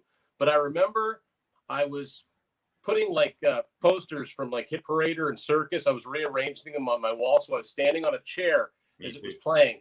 And honest to God, I thought that the last song on side one of the first Van Halen album was called "I'm the One on Fire." And so I'm up on a chair like this, and all of a sudden, down, down, down. I almost fell off the chair. I wasn't expecting another song. I didn't, and that was about like the 10th time I'd listened to it. So the cool thing is I got to hear another song for the first time, but I almost fell off the chair because I thought that "I'm the One on Fire" was one song. That's funny, Tim. That's awesome. I had a thought, but I've lost it. I have a question. You say that song was called Glove. Growth. No, Growth. Like, where did you hear that? Like I've got a growth on my side of my head or something, Where was that reported? Like, is that in a documentary of some sort? No, it was in a couple of books and magazines. But just last night, Brent Jensen told that exact story on his show. Oh, did he? And the exact same. Yeah, they forgot about it. They just forgot. That is funny. I can't believe they forgot about it all. I've always loved that sounds like a typical Van Halen song to groove on, and it's very Sabbathy. Very to me. Sabbathy. Yeah. Very Sabbathy. That's very neat. Very neat. I commented to Brent last night on his show that I used past tense that song to like fill up a little bit of space at the end of mixtapes. Nice. Well, this brings us to my number 2, which is a song guaranteed nobody else has, and maybe nobody else here even knows. It's a little band from Florida called Sabotage, who are one of my favorite, I guess, progressive metal bands, you'd call them. And the track Believe is the closing track on their rock opera called Streets. And that might have been my number 1 concept album of all time. I can't remember, but it's definitely one of my favorite concept albums of all time. It's very different. It's actually quite religious in a way. That track Believe is lyrically, it's God speaking to the main character of the story and offering redemption. And I don't know, something about that song just spoke to me. Something about the delivery. It's just piano and John Oliva singing for most part. And at the end of the track, it reprises their previous single called When the Crowds Are Gone. from the Gutter Ballet album, with John Oliva singing, I never wanted to know, never wanted to see. I wasted my time till time wasted me. Oh, man. Like, I'm getting chills again. You can't see the hair on my arms, but I'm getting chills again. Just lyrically, musically, everything. It's such a brilliant ending to a brilliant concept album. So my number 2 is Believe by Sabotage. You know, that's a cool pick. I do have to say this. Why would you even say with these people here that wonder if we had even heard of Sabotage? No. Heard the song. Okay, I thought you said, well, I'll be surprised if you even heard of this band. I'm like, yeah, that's what I thought too. They've made $9,000 million with the Trans-Siberian Orchestra, and you're going to say I don't. No, sorry, I must have misspoken, which is not uncommon. As I get older, the wrong words frequently tumble out of my mouth. It's an issue. I hear you. I hear that. Won't hold up too in well. court. Look at that pick right there, man. I it's weird. A lot of these are albums that I've played in the last week to week and a half. Diary of a Madman. I went on an Aussie kick the last week to week and a half. I looked at that song. Me too. But I didn't write it down. Well, I can't wait to do the number 1 round, but I need to go and do a check on my wife, and I need to refill my coffee. Okay, and, I'll be back in 2 minutes. I'm just going to go to the washroom. I'm going to play a song. We are going to play from the brand new Maxi Axe EP, the hit single Pygmy Blow Dart. Okay, at least it's not October. At least it's not Oktoberfest. Awful. Thank you. No, we can do that one later. Oh, and it's him singing, by the way. It's him singing. So here's Pygmy Blow Dart. Pygmy Blow Dart. Let's go.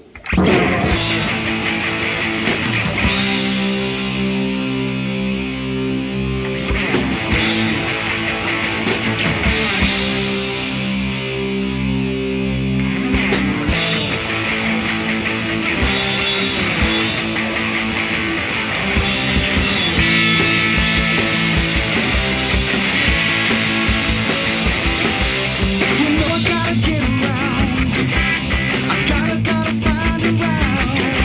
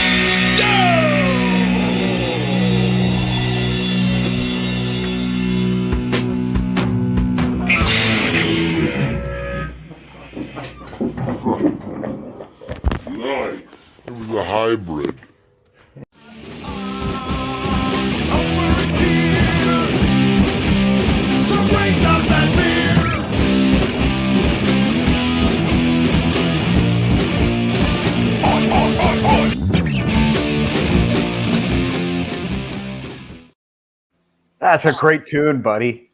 That is a great tune. Thank you. Thank So you. I'll just congratulate you on your new EP, the Oktoberfest Cheer EP with Maxi Axe. Rave reviews from everybody who's heard it, except for controversial closing track reviews on the title track. I hate it. It's well, the track that we heard is an original, and I quite love it. If anybody out there needs to get the Oktoberfest Cheer EP on CD, contact me. I will hook you up with Maxi. He just sold a whole bunch of copies from us playing it, so I'm pleased as punch for you and the new EP. Well, I'm glad that your listeners are drinking the Kool-Aid, Michael. They are. You read the reviews. You read. Yes, I did. Yes, I did. And they're unanimous about the first two tracks, positive, and then the third track gets a little sideways. Well, you remember the beginning of this podcast when it was just there was a muck going on, and I was in and out.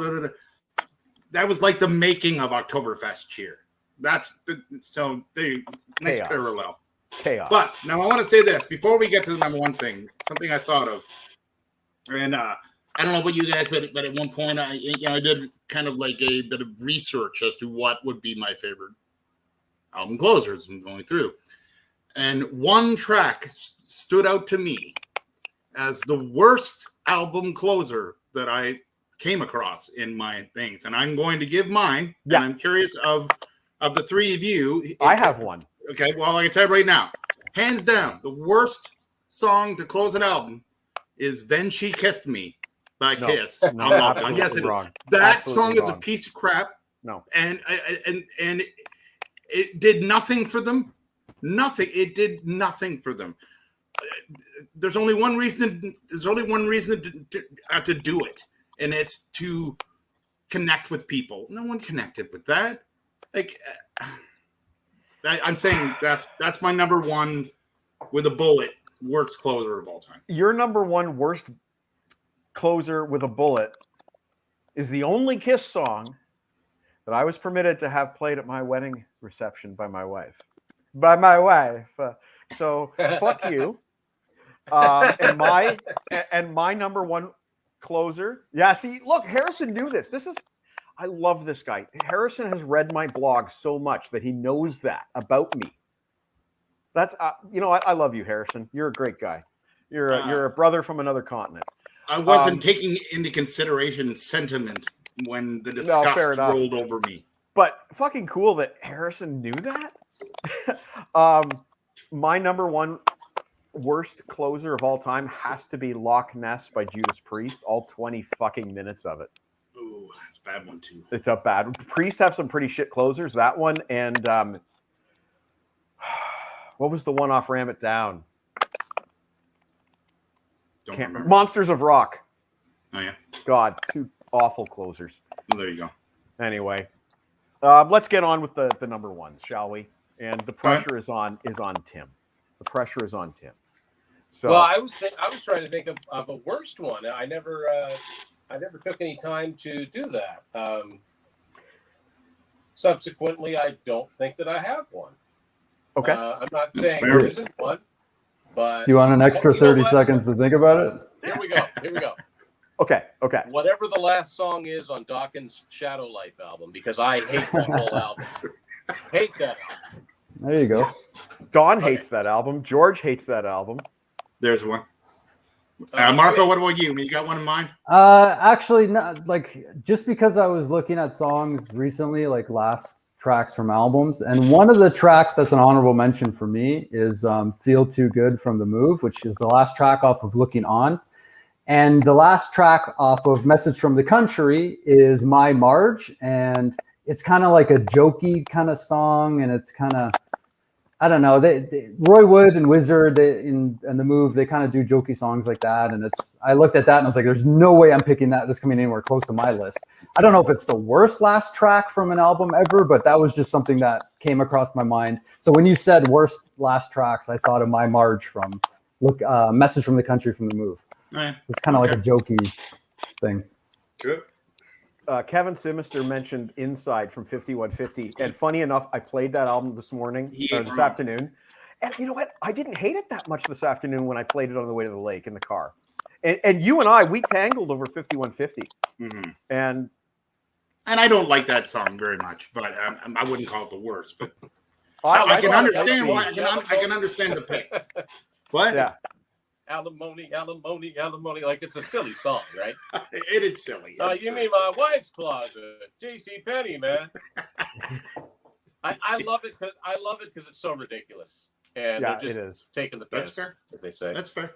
But Yeah. That's fair. strictly serious about my number one. It's a band we've mentioned before.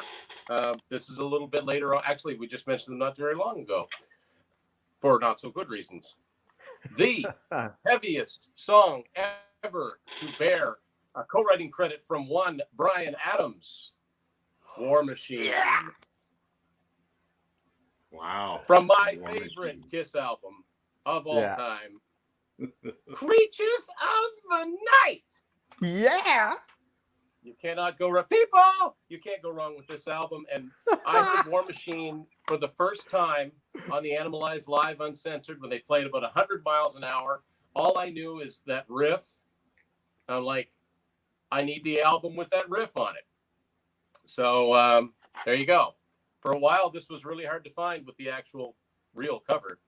Yes, it was. So, yeah, that's my number one.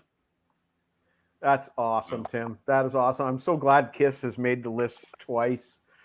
Wasn't You know expecting that either. That's cool. Yeah, wasn't neither did I. I expecting didn't see it coming. Of all of the things, I thought Marco might have this one because he's a big Kiss fan. So I want to address Kevin Sinister once again. He kept telling me that I don't hate 5150. He might be right. I know he's right. Oh, fuck. That's a brilliant number one, Tim, and thanks for raising the Kiss flag tonight. Oh, fuck, So, it's a okay. number one spot. I have to say this very quickly, and I don't want to get into a huge debate about this because I know it's very possible.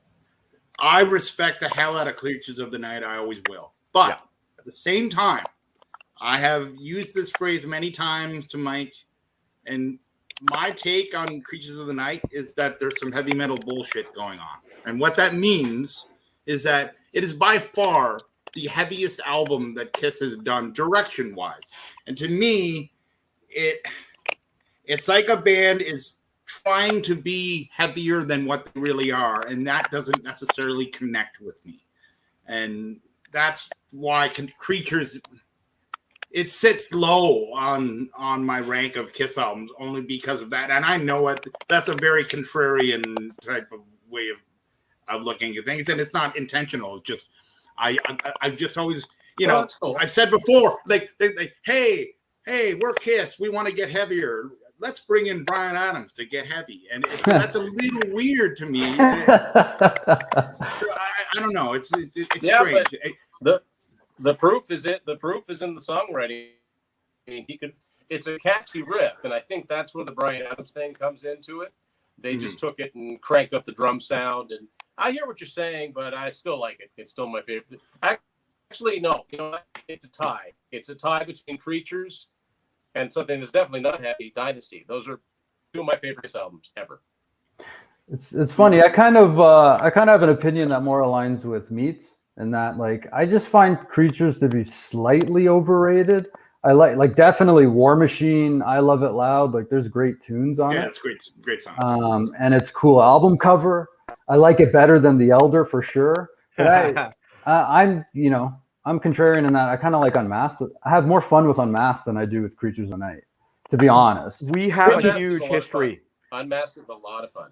But my favorite stuff is the 70s stuff. Those first three albums, I don't think they ever topped those first three albums. And then especially if you tack on Rock and Roll Over and Love Gun and Alive, I don't think they ever outdid that.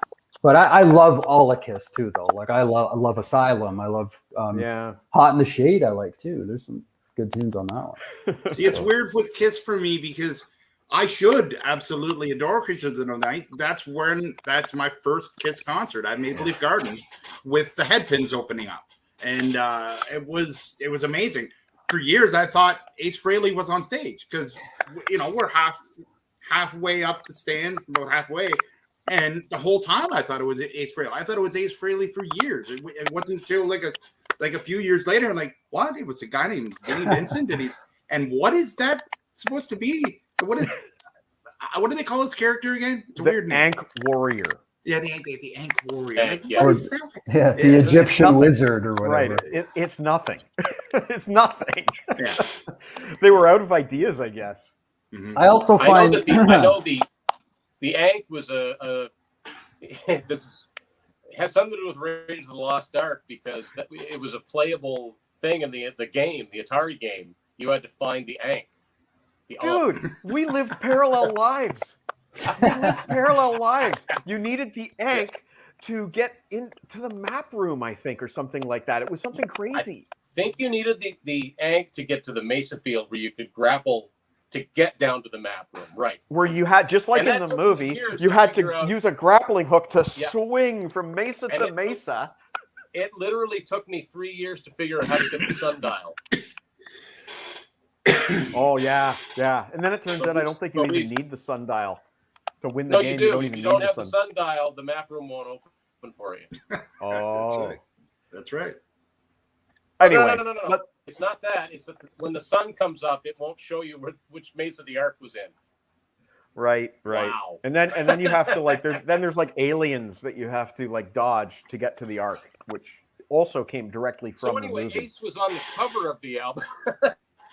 Yes, he was. And that's the reason why, of course, I thought it was Ace when I saw him live. Oh, sorry. I remember what I wanted to say. And the video creatures.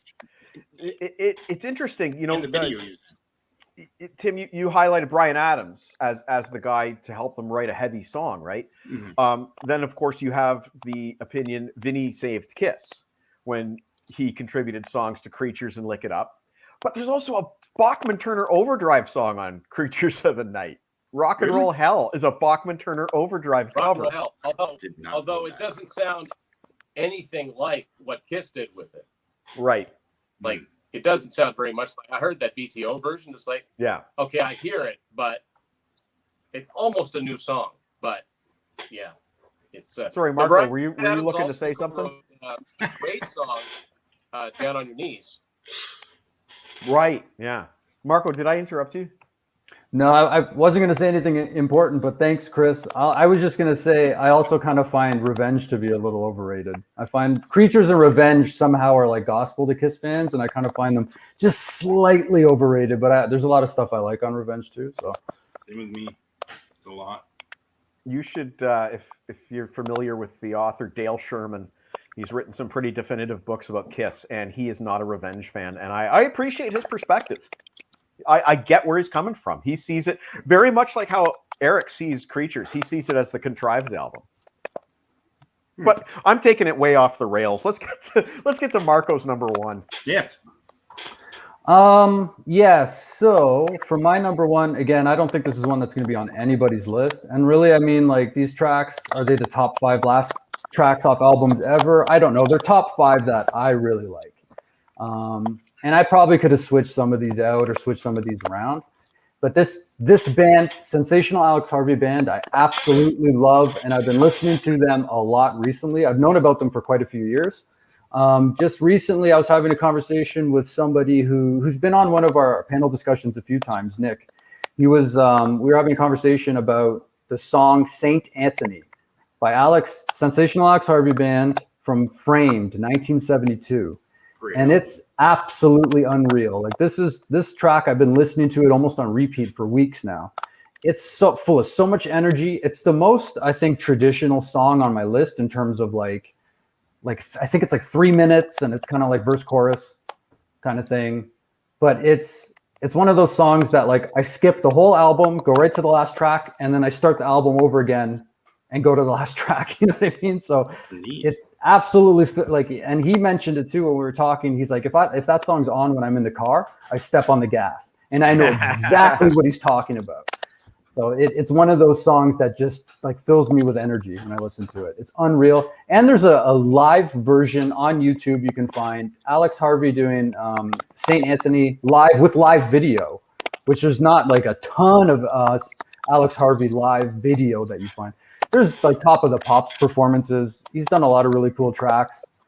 Faith Healer and stuff like this. Hammer Song is another great track from Framed. I absolutely love Alex Harvey, and I absolutely love St. Anthony, and it's just a killer way to end any album, is that track. Isn't Midnight Moses the first song on Framed? Is that right? Or am I mixing up albums here? Let me see. Framed. Midnight Moses is the third track, at least according to Wikipedia. I have it on Spotify as well. But I absolutely love that song too. And Midnight Moses is absolutely awesome. And there's the original version of Midnight Moses that was on Roman Wall Blues, which is technically an Alex Harvey solo album. I actually kind of like that version a little bit better.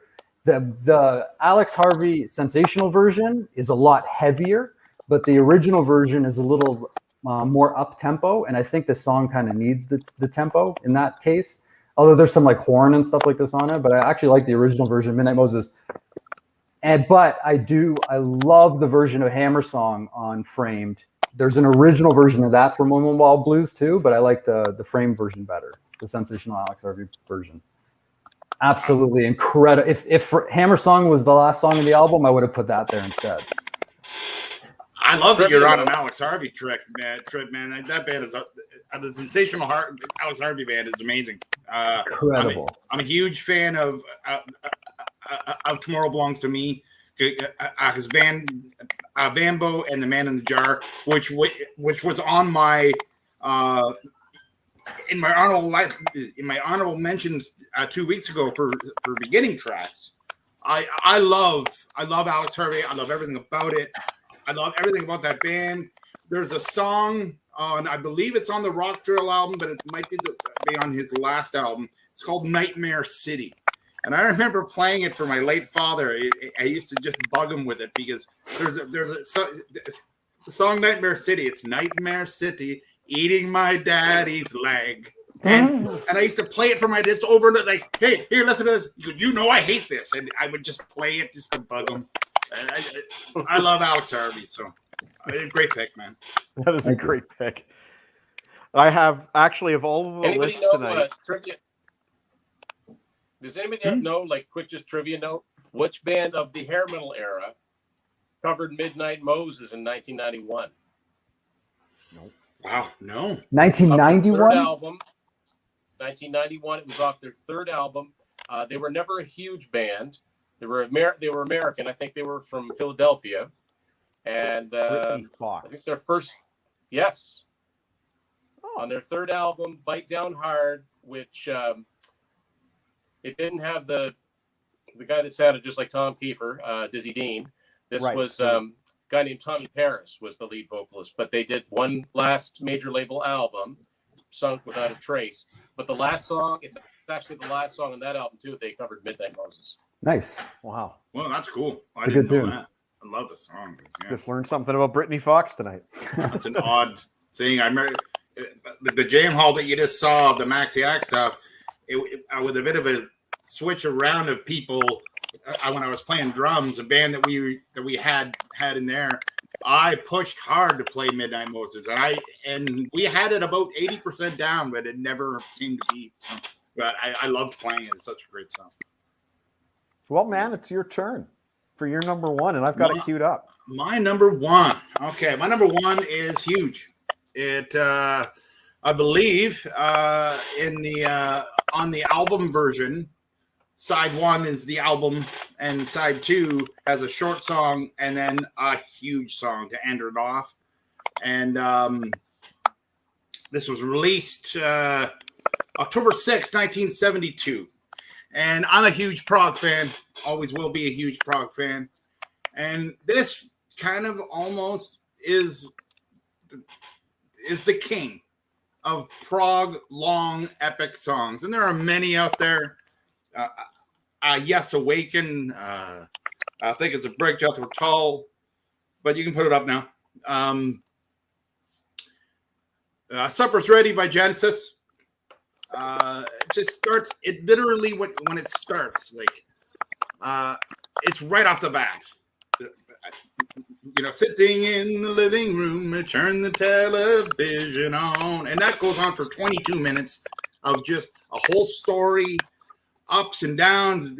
There are There are so many little parts in there. The last 7-8 minutes are just epic, and like it's funny. I know that LeBrain is the last thing he is usually lacking in bands, but I know he's never really connected big time with Genesis and collected all the Genesis. It's very strange for a guy who loves Marillion the way he does. They didn't just borrow off of their sound. You're right. Marillion has a song called Grendel that's 19 minutes long, and I'd say 2 minutes of it, if not more, are plagiarized. Yeah, I agree. And Supper's Ready by Genesis is just one of the biggest pieces of work of all time. It had to be. As soon as I thought of it, there was nothing else that could be number one, and there it is. Foxtrot, Supper's Ready. That's number one. Fucking awesome. Great pick. I can't. What can you say about that? It's one of those songs that everybody should know. Yeah, and the LeBrain Train ex-guest Steph Hond. I've heard his version, and it was great. Yep. I mean, how do you cover that song? How do you even have the balls to cover that song? I mean, Steph Hond has some big kahunas. He does have. He gets that from playing with Paul Di'Anno, probably. Yeah, well, there you go. So, speaking of Paul Di'Anno, he was in my number one band, and it's a song that I am absolutely shocked that nobody picked. Now, I kept to a rule of one song per band, but I wrote down a number of songs by this band that didn't make it. Songs like To Tame a Land, Hallowed Be Thy Name, Fear of the Dark, Where the Wild Wind Blows, Empire of the Clouds, and Iron Maiden. But I chose the Rhyme of the Ancient Mariner, or as Bruce introduces it on Live After Death, this is a song about what not to do if a bird shits on ya. I had to pick. I could have done a list of just Maiden closers. I was talking about this with Lana the other night. Like, I could justify any one of those Maiden songs to be 4, 5, 6. I had to choose one, and "Rhyme of the Ancient Mariner" seemed to be the most unanimous. It's one that was played live epically. It's just so fucking good. And I think it was in the 9th grade, we had to do an English study on a poem or a lyric. Might have been 10th grade, but it doesn't matter. It was something you had to work with a partner, so I picked my friend Dinesh, and he's like, what do we use? And I said, I got a song. So, we took Rhyme of the Ancient Mariner and we kind of broke it down and we presented it to the class. And that's when the teacher said, "What is this? Where's the original?" Oh, fuck, man. Dinesh is like, "What original? What aren't you telling me? What?"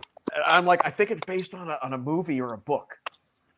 I think she was looking for the Perry Como version. The Perry Como version, no. She was looking for the Samuel Taylor Coleridge poem, the epic poem, and we chose the Iron Maiden. Oh, man, we got in. I was so embarrassed. But that's on me. That's on me. My grade 9, grade 10 self did not do the homework. So that's my number one, Rhyme of the Ancient Mariner. I'm surprised none of you guys picked it. So much to pick. So many bands, yeah. So many. Yeah, look at this. Hallowed Be Thy Name. Everybody looks speechless. Yeah. Dinesh was speechless when the teacher asked us, "What about the original?" And he turned and looked at me and said, "What original?" Well, it's funny that you said that because a guy that I used to play music with, I remember very, very well. He told me about a story where it was a very similar thing. It was, and would have been grade 11 English. And he had a thing where I had to play something, like play a song and then talk about it. And it was planned because I guess it was scheduled, this person was next. My buddy did it. He played, the song of Rhyme of the Ancient Mariner, and then they talked about it. The next guy up, Rhyme of the Ancient Mariner, and so I always found that story funny that they actually made people in that class listen to that song twice in a row. That's also epic. Yeah, funny. Well, there you go. There's the list. I got into an argument with a teacher of mine because in grade 12 we actually studied Coleridge, and it was okay. Somebody brought the tape in, and we could listen to it in class. So we listened to the whole thing, and it was actually I actually liked this teacher. It was one of the teachers I actually got along with when I went to school, because I didn't like school very much. But it wasn't much of an argument, but it was just a misunderstanding, because she kept saying that Iron Maiden had been around since the late 60s. And I said, no, they haven't. I said, they formed in the mid-70s. The first album didn't come out until 1980. And then she said, no. They had that song, Inagata Davida. I said, that's Iron Butterfly. And she said, yeah, but they changed their name. I said, no. I said, Iron Butterfly were from like San Francisco or something. I said, Iron Maiden are British. Anyway, the lunch bell rang, and I was hungry. So that was the end of that. Funny. So many great picks in the comments, by the way. Before we get into the runners-up, Tim, do you remember the urban legend back in the 80s that Steven Tyler was Mick Jagger's son, illegitimate? No. I worked at the grocery store Zares for a year, and one of the cashiers I had a crush on, Kathleen Fitzpatrick. Kathleen Fitzpatrick swore up and down that Steven Tyler was Mick Jagger's son, and as proof, she said, "Look at the lips." And I was just like, "Where did you hear this? Where?" She's like, "Well, his real name isn't Tyler, you know." And I said, "Yeah, it's Tellerico. Everybody knows that." Wow. So apparently, I'm the only one who heard that urban legend. I never heard it. Well, I mean, it doesn't surprise. I mean, it's hardly surprising, but my wife is shouting from the other room that she's heard this. Oh, the sad thing about those urban legends back then is that you didn't have the internet to go see.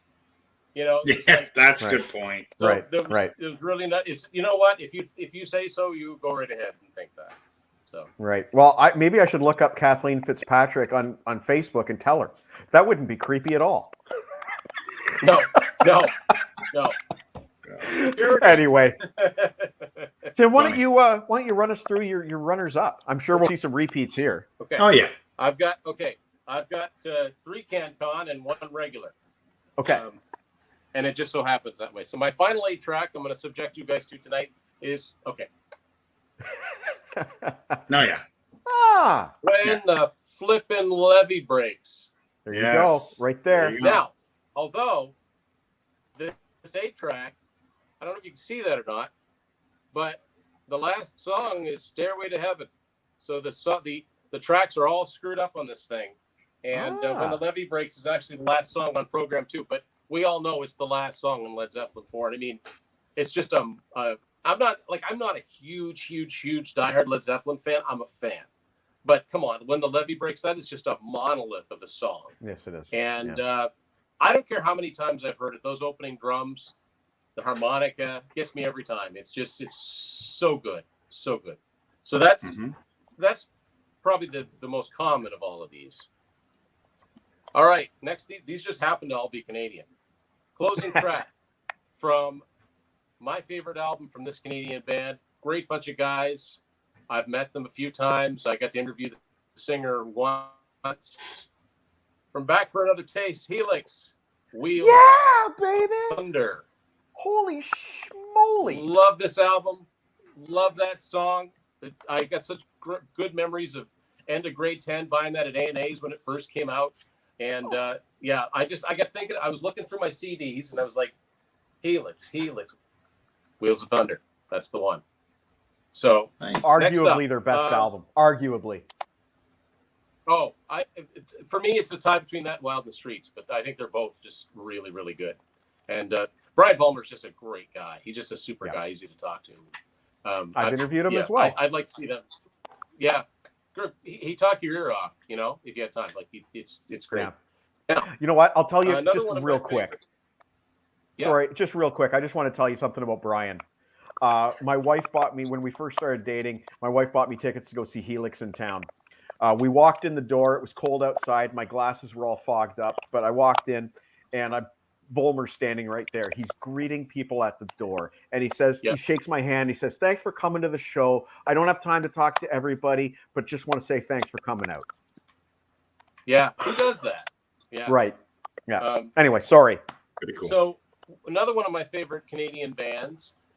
This is the last song on one of their biggest albums. It's a cover.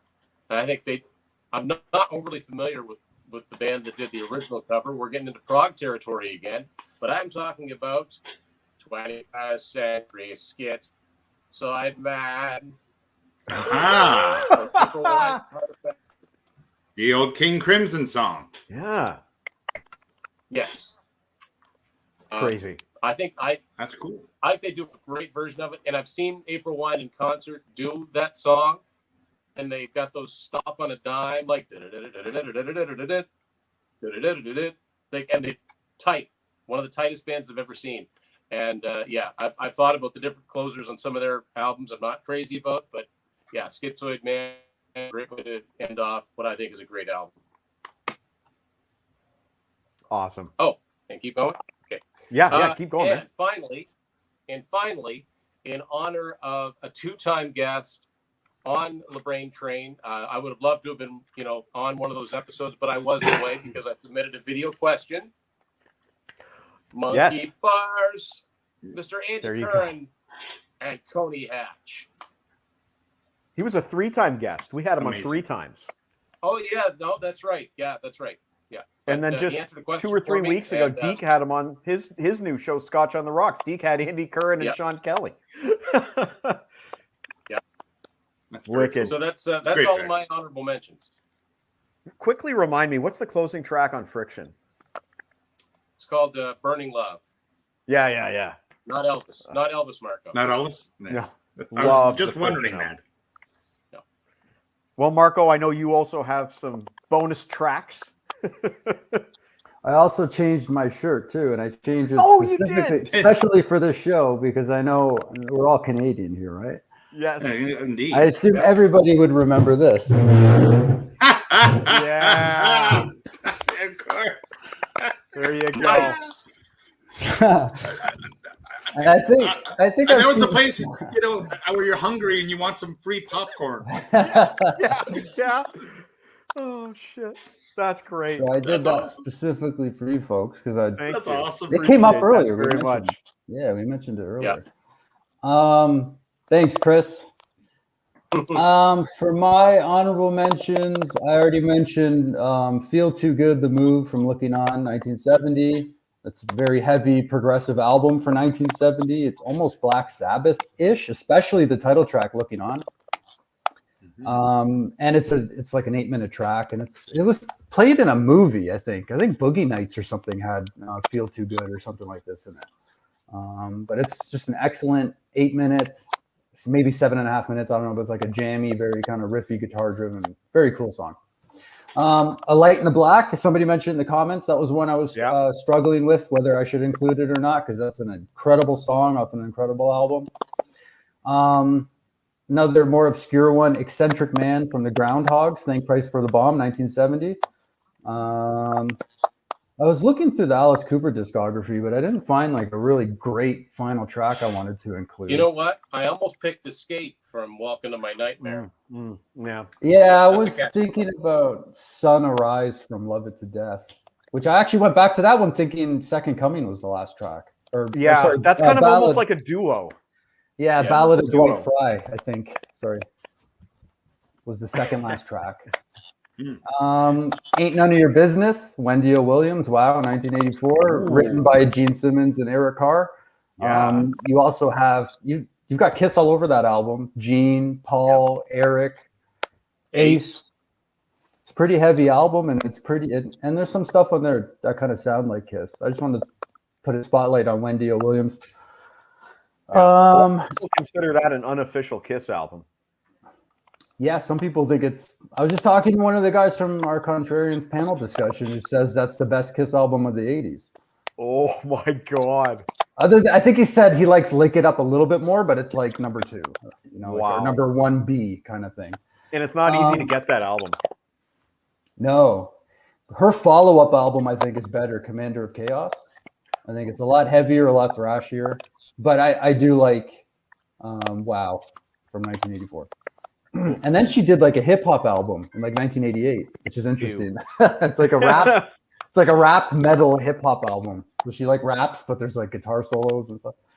And then just because, if my uncle's band Mystique, the last track off of Black Rider is called Wake Up Screaming. And I can't imagine anybody who's into like heavy metal or progressive metal doesn't like that tune. It's an amazing, epic track. It's an awesome way to end that EP, is Wake Up Screaming. So if that's one song, if you've never heard of Mystique, go check out Wake Up Screaming, because you shouldn't be disappointed if you hear that. I will check that out. Yeah. That's a sweet set of bonus tracks. Yeah. Well, Eric, it's your turn to list some bonus tracks. Okay, I've got a bunch, and a lot of them have been mentioned. I won't say much about them or anything. From Thin Lizzy, both Emerald and Black Rose. Oh yeah, I found both of them great closers. Lily by Max Webster. A Big Log, which has already been talked about. A Heart of the Sunrise by Yes, and Tempest Fugitive by Yes. We're both there. No One Came by Deep Purple, which was a huge album for me when I heard Fireball, and a huge way to end that album. To me, that was very close to my top 5. Black Diamond. I Kicked in the Teeth Again by AC/DC. Probably my favorite closer by that band is that song. It's such a great song. Two Black Sabbath songs, Into the Void and Under the Sun. Tomorrow Never Knows by the Beatles, which I've seen mentioned by like 3 people in the comments. Yeah, Kevin. Fort Worth Blues, Here I Am by Steve Earle, which almost made my cheating list because, again, that's another 2 songs, but they go right together perfectly. Is that El Corazon? What? Is that the yes. El Corazon? El Corazon. Finally by Anthrax, the last song from State of Euphoria. Aerials by System of a Down, last song on Toxicity. I love that song so much. Yeah. Listen to What the Flower People Said from the last song off of Spinal Tap. I just had to. It's such a great ender. And one piece of trivia about Flower People, that was the only track that drummer played on, because he died shortly after that. Yeah, that's right. I don't know. All their drummers died. In the movie, that was Ed Begley Jr. I'm not sure who the actual drummer is. No, that's wrong. Ed Begley Jr. played in the Give Me Some Money. Give Me Some Money. I remember he did that kind of like. Yeah, that's right. So I had to mention that one. Yeah. And the last one that through the research, I was looking through this band. I was looking at this album, and what was the last song? And then I realized that the last song on Angel Dust by Faith No More, I believe either on CD or on vinyl, it's one of the 2, Midnight is Cowboy? Easy by at the cover of the Commodores, and I love that song. That's like the top 20 ever song to me, like writing wise, and their cover of Easy is just awesome. It's a perfect way to end an album too, which I guess it didn't technically end, the album, but then it became an ender in other versions. I have the Australian version. Yeah, I can't even. Even when I hear the Commodore's version, I always right before the guitar solo, I was going. Yeah, of course. Yeah, it's kind of made the song not its own, but it doesn't seem like a parody. It literally seems like a tribute, even though it has like moments that you think is kind of parodying it, but it's not. It's actually complimenting it. It's perfect. Yeah. Lionel Richie. Lionel Richie is one of Mike Patton's biggest influences. And it's amazing. Period. Yeah.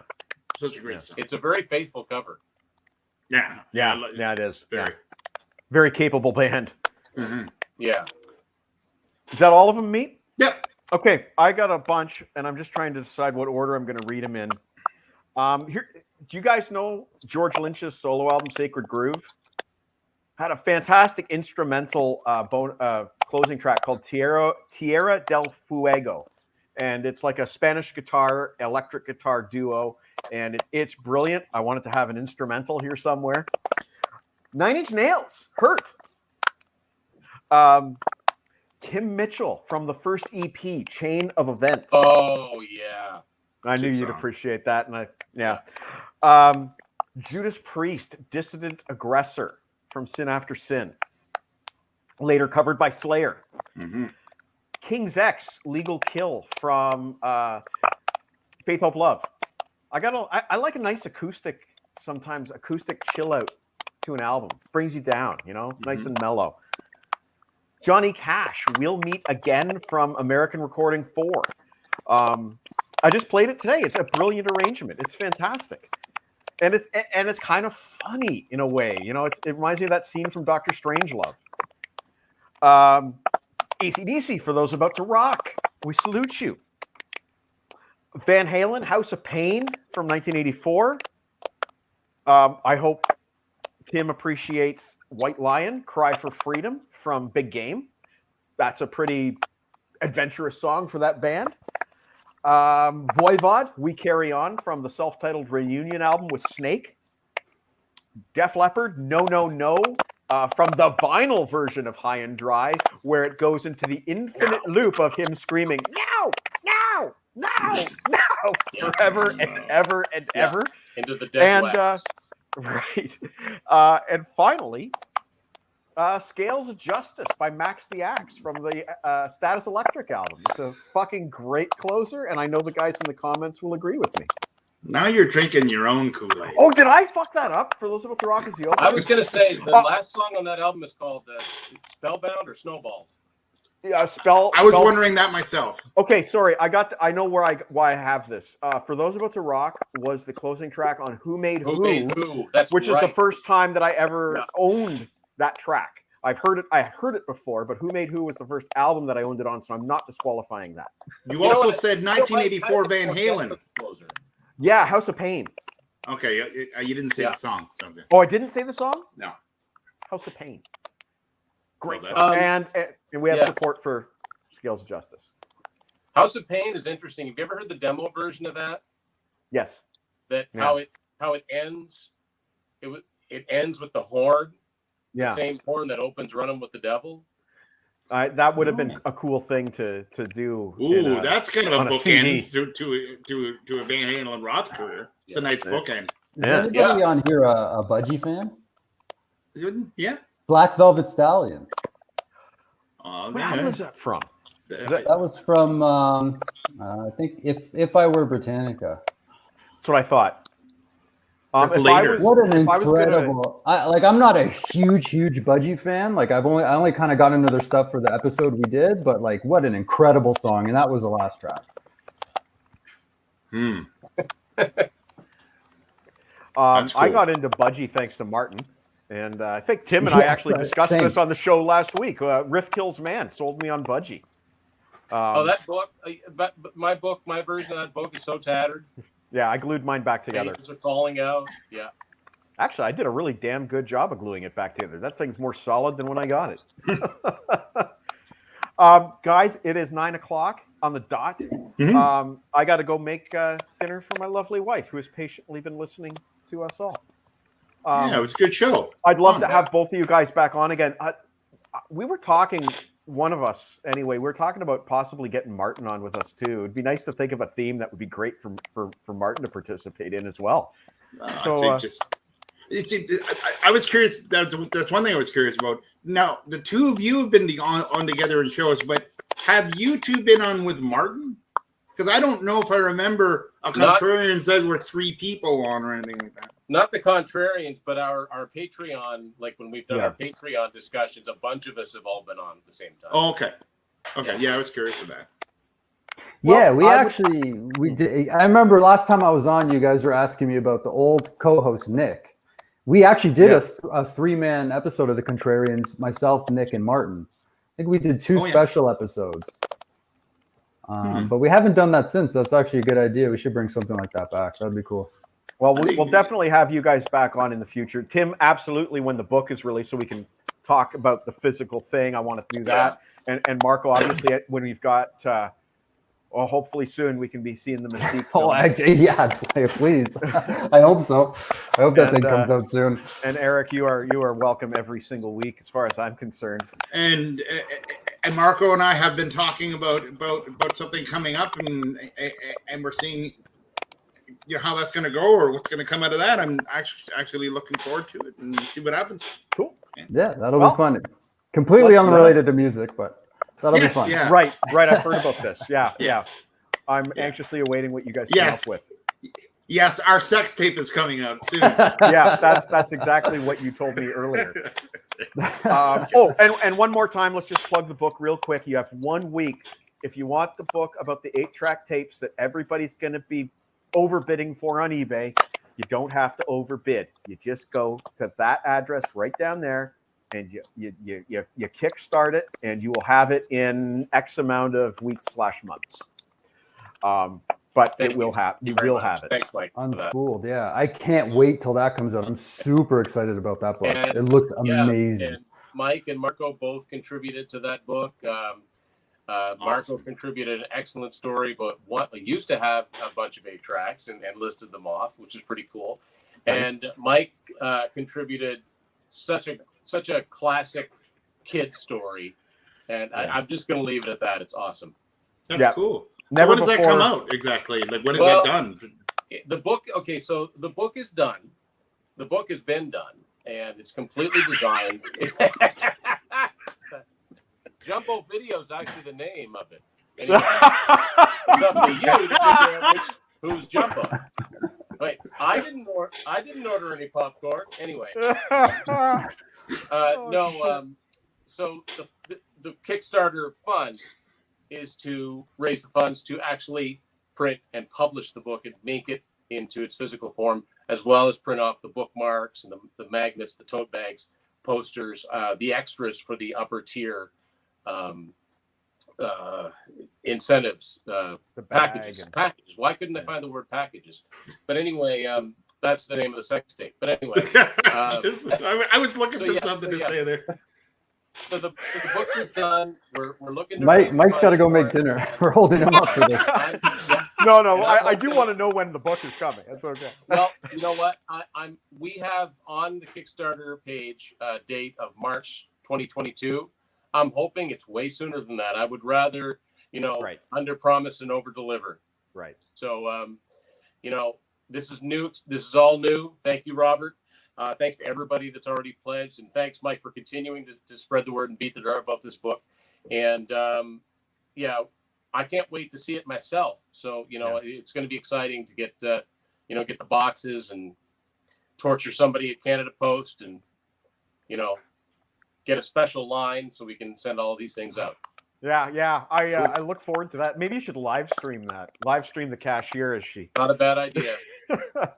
But thank you, guys. Thank you, Tim. Thank you, Marco. And always, Eric, you're welcome back every week as far as I'm concerned. And let's go out on a song. This was requested last week, but because we were promoting Tim's book so heavy last week, I didn't want to offend anybody by playing the song. So we're going to do Open Door Piss by T-Bone Erickson.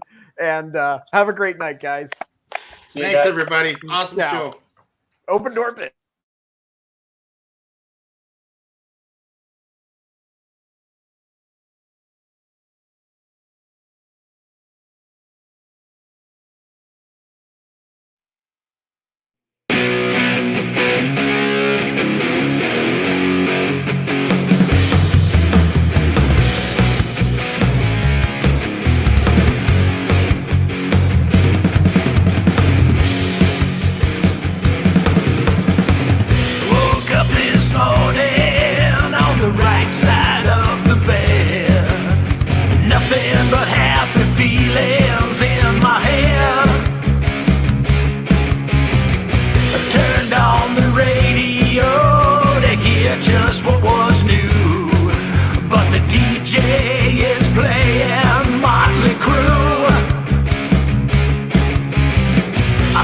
Damn thing down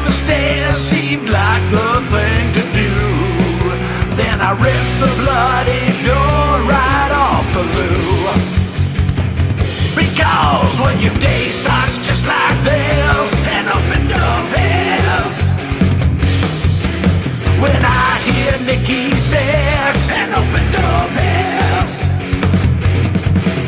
don't care if you're not impressed, and opened up is did I mention I was a house guest, and opened up is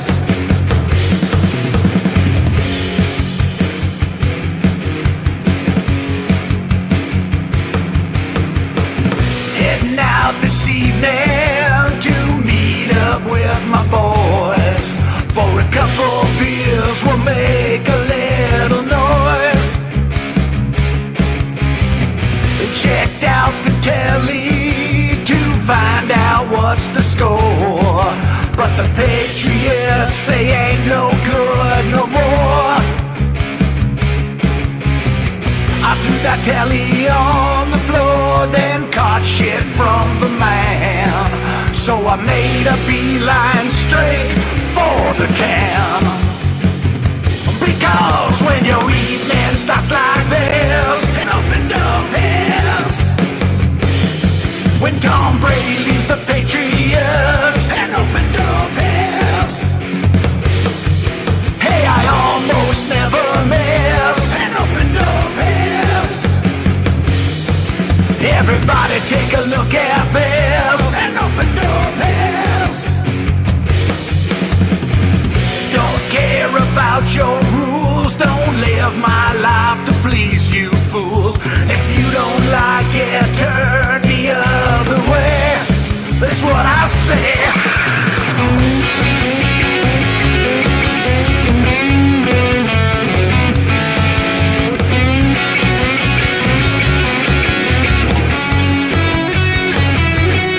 Like Desmond Child writing songs with Kiss, and opened up is like 90s ballads from Aerosmith, and opened up is when the Jays can't get no hits, and opened up is when your socks they smell like this, and opened up is when you just don't give a shit.